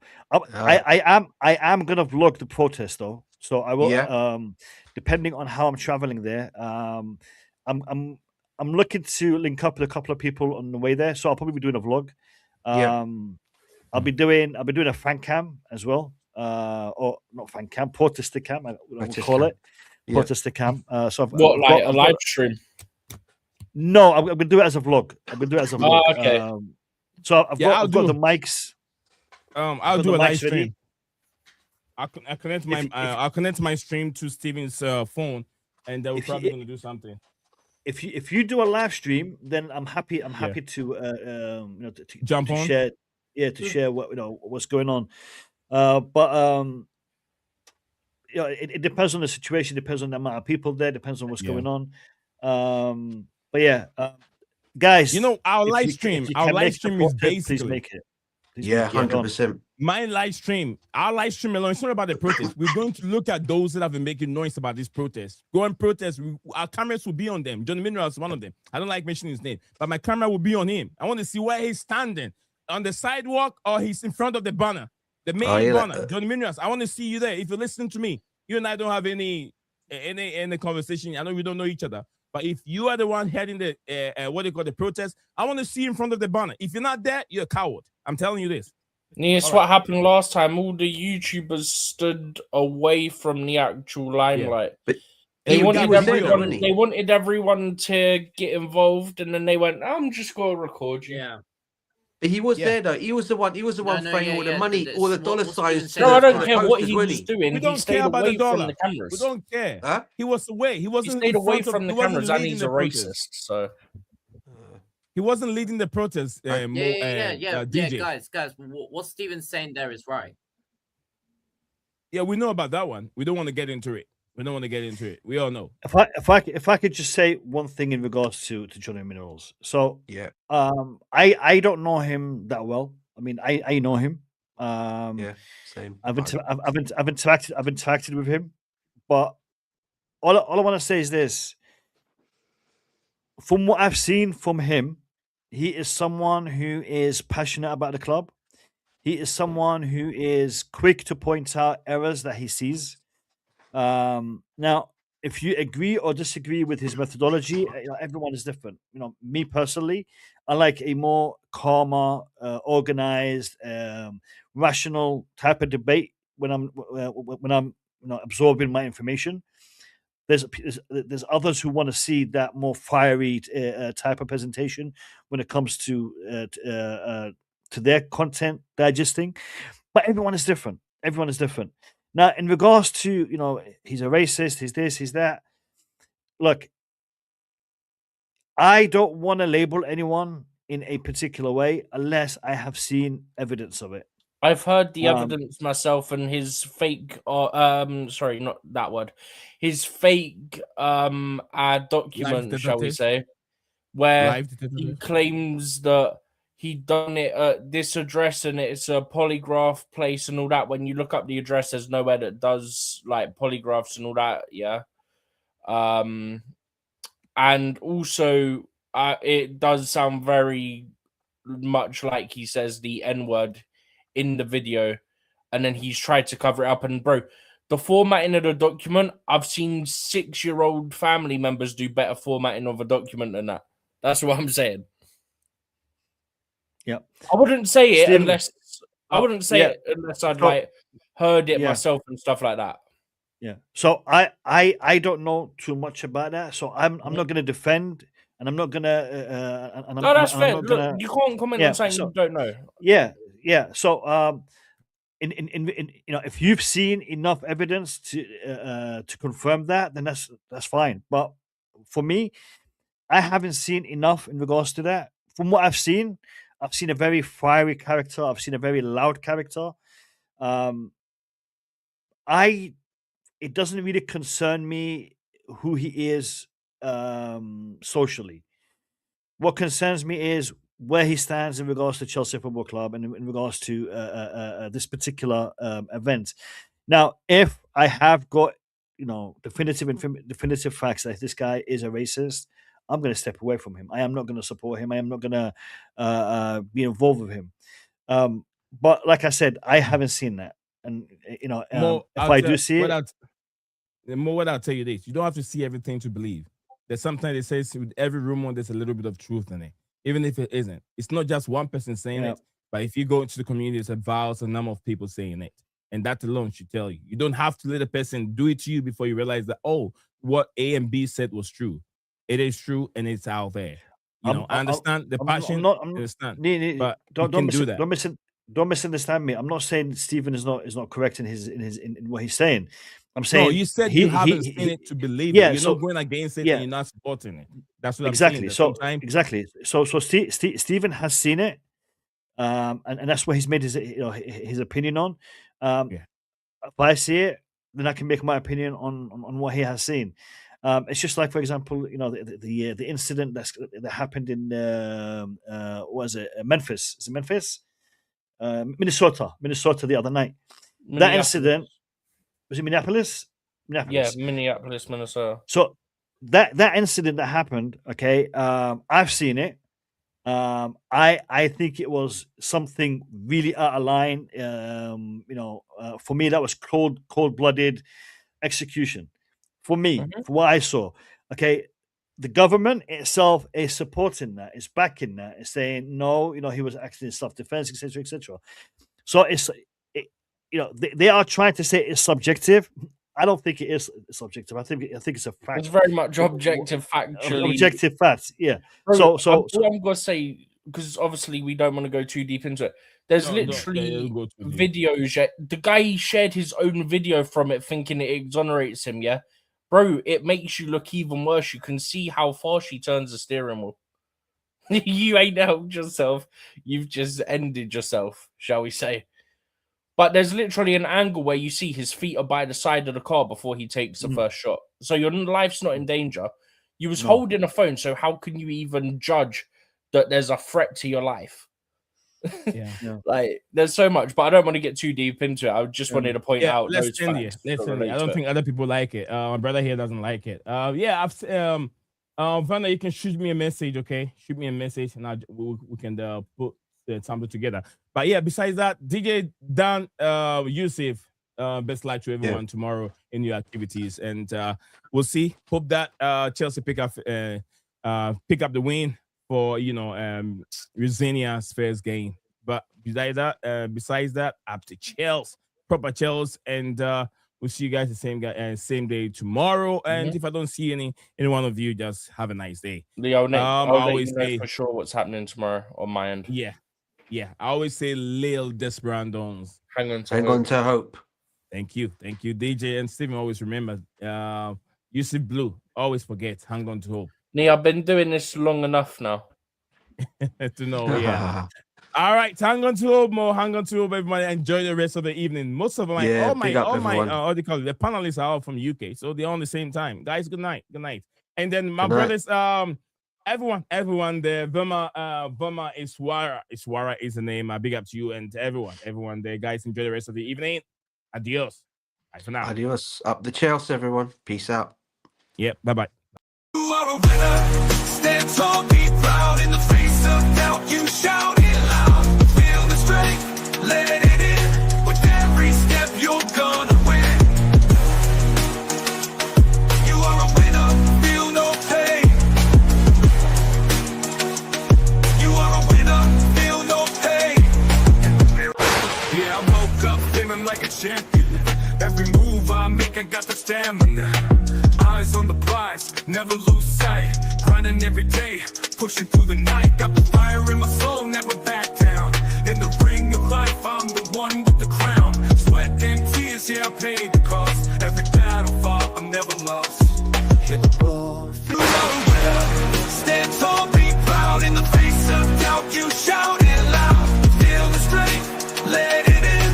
With every step, you're gonna win. Every challenge met, every goal in sight. In the gym, on the grind, it's a warrior's fight. From the bottom to the top, yeah, I've been there. With the heart of a lion, I face the dare. No fear, no limits, just pure drive. In the race of life, I'm alive. With every push, with every strain, I'm a winner, feel the gain. Hit the ball, feel the power. In this moment, it's our hour. Rise above, break the chain. You're a winner, feel no pain.